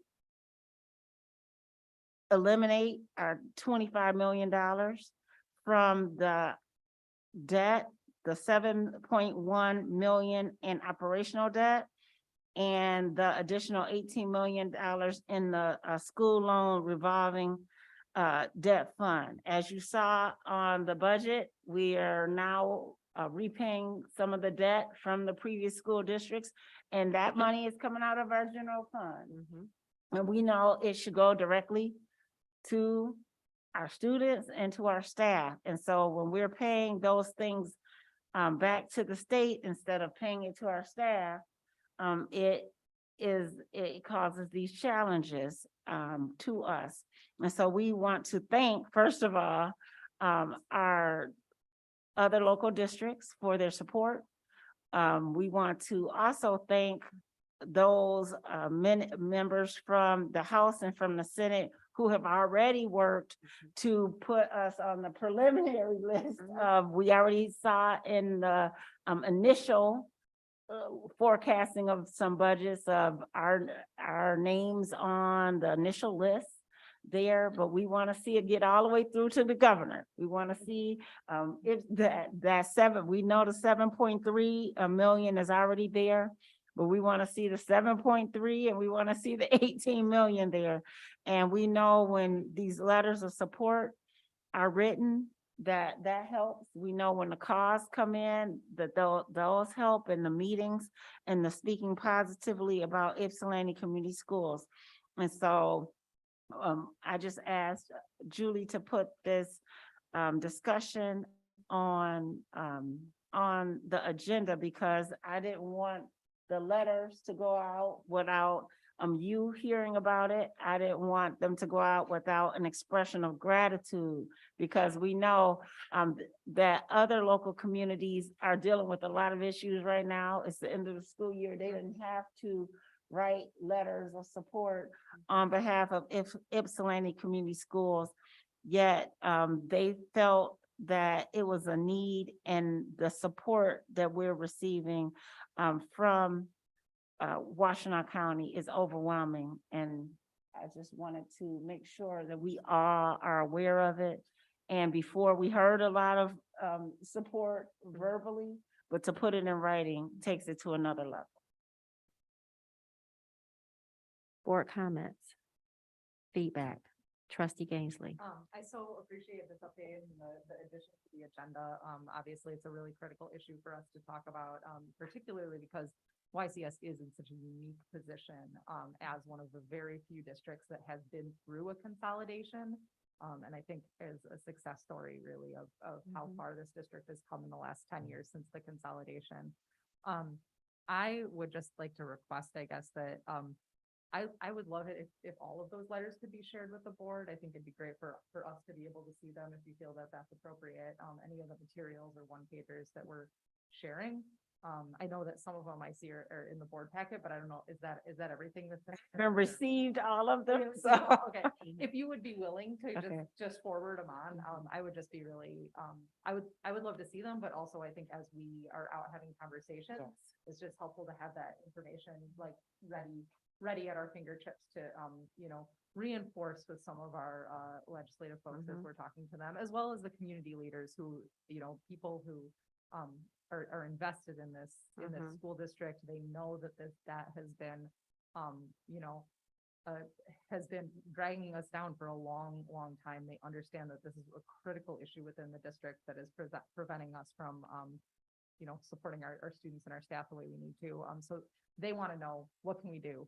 So this is the kind of thing that I'd like to be able to share with them as well, so that they can, have the overview and make phone calls. So I just appreciate you bringing it to the board's attention, giving it some airtime during a meeting. And, we've got about what'd you say, the 23rd? We got about 10 days, before this is likely to be voted 23rd. on. So, That's my this birthday. is a really critical time to make sure that, everyone is hearing from us and knows what a unique situation the YCS is in. Thanks. Other board comments, feedback? I would just probably only add that, well, I would first begin by saying, thank you to everyone in Washtenaw County who has, shown their support, and has done so not only through their words, but with their actions. Having something in writing, we know that, this board, and we know that, members of our community have really, this culminates into a situation where we are asking, and that it's on the table, and that there is money available for us to be able to access. Yet I want to remind everyone here and the public is that this conversation has been happening for years. This board has been advocating with legislators for years. Anyone who would listen about the debt. Having served and been part of the appointed board in 2012, I was part of these two districts coming together. And it was very controversial at the time. And it was a really hard sell to this community to bring two districts who really had different challenges and to bring them together and what that might mean. Now it's 2023, it's 10 years later. And I'm very proud of the fact that we were able to bring the districts together. Nothing about it was easy. Nothing about it is easy. Yet we stayed the course. We were good stewards of the district's resources. And in spite of the limited financial support, the accomplishments laid out by you, Dr. Zachary Ross, cannot go unnoticed. We have survived and thrived in spite of the limited resources. Our educators have stuck with us in spite of the limited resources. Our scholars in this district have exceeded expectations and have done well in spite of the limited resources. So now it is time, and it has been time, that through this consolidation, we expect that YCS can be made whole through this $25 million, because it is an equity issue and it's an imperative that we make the right choices to support our scholars in the district. So I want to start by just, like I said, say thank you, and to also just kind of give that context and that history to see where we were in 2012 and where we are now in 2023. We know that the health of a school district is intrinsically tied to the health of a community. This is an equity issue, and I urge our legislators, and they've heard from all of us in different ways at different times. And so we know this is an urgent issue, and I appreciate Dr. Zachary Ross. I know you've been up and down. Is it 96 and 23? Going back and forth to Lansing to advocate on behalf of this district. So we will continue to stay the course. And did I hear June 23rd? That's my birthday. So that would be a wonderful birthday gift, 6/23/23. So we will, yes, we will see. So thank you for putting this discussion item on our agenda. It's really important for this to move forward. And I know all of us are going to be watching very carefully to see what happens next. And we appreciate the 7. And I stand in a spirit of receiving the 25.6. Right. So thank you. Dr. Zachary Ross, do you have anything else that you'd like to add to what you've already shared? Okay. Board superintendent comments.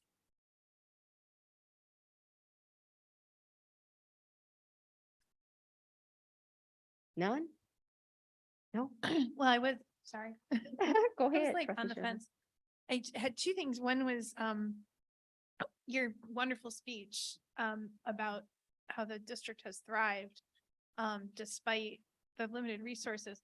And I just remember, and it was so moving and so accurate. And I remember when I was the treasurer, and we learned for the first time that not only could we not not only were we going to have to pay back this massive debt to the state every year, but if we maintained a fund balance that was too healthy, we had to pay more.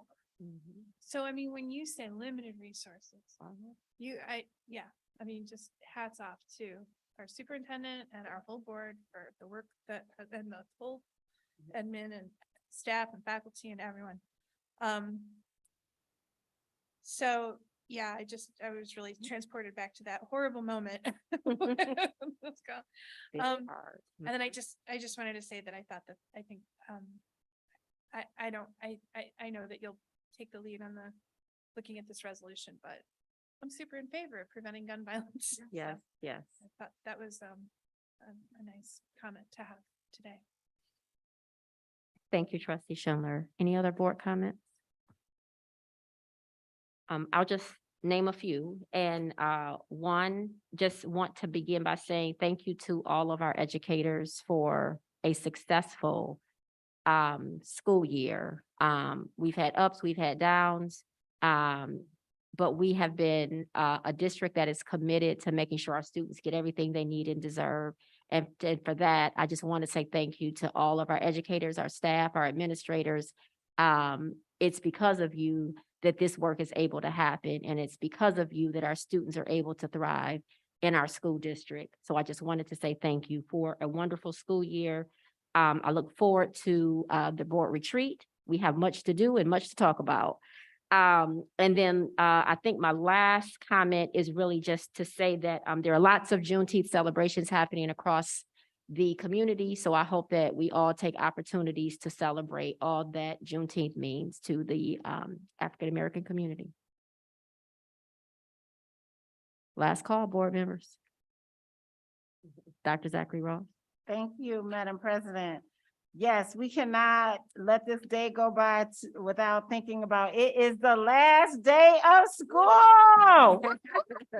Congratulations to, first of all, our scholars. You have done an amazing job this year, and we are proud of each and every one of you. Whatever accomplishments that you have made this year, you've done it because of you, your perseverance, your dedication, and your determination, and we are proud of you.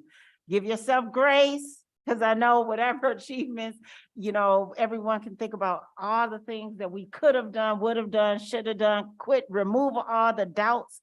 You are superstars. You are Grizzly Nation, and we are proud of you. So it's time to just take a few minutes to breathe, because we do start Grizzly Learning Camp. Yeah.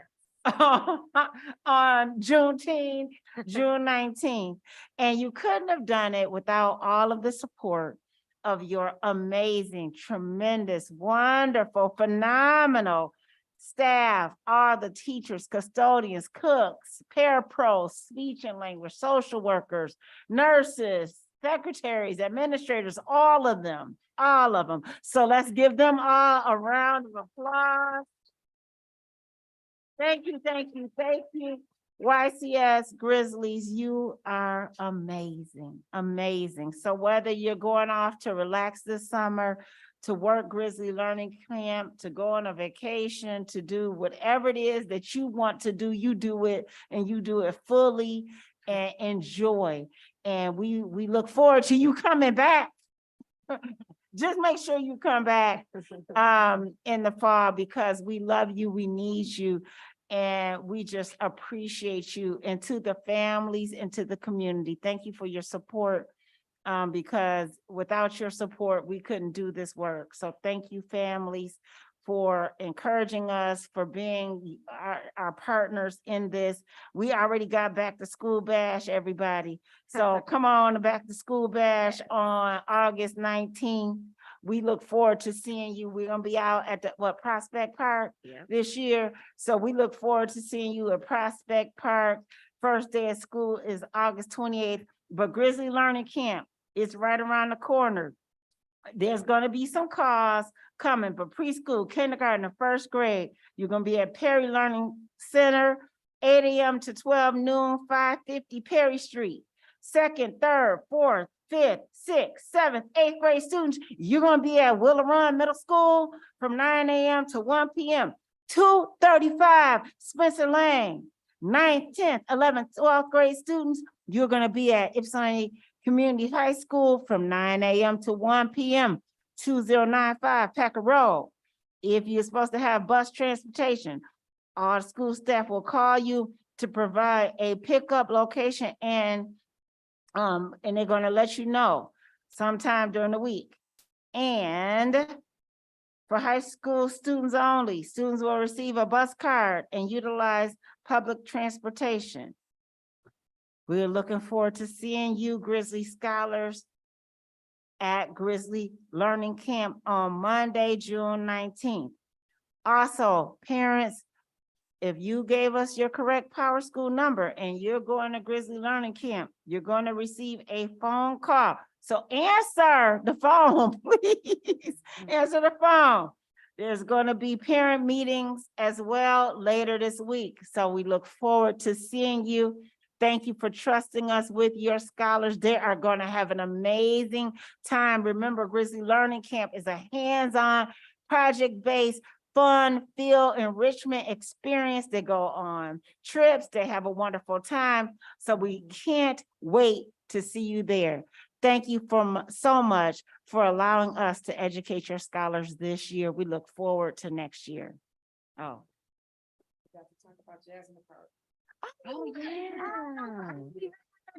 Here. Yeah, Jazz in the Park. It is. in It's Ju- yes, Jazz in the parking lot. July 22nd. Yes. we Oh, cannot- his birthday. Jazz in the parking lot. I need to put that on. Jazz in the parking lot. Thank you for the reminder, Trustee Fields. Jazz in the parking lot. It's probably on my electric. We look forward to seeing you even sooner. Jazz in the parking lot. I'll be there. I hope you will too. Yes. Anything else for the good of the order? See nothing, we are adjourned at 8:00.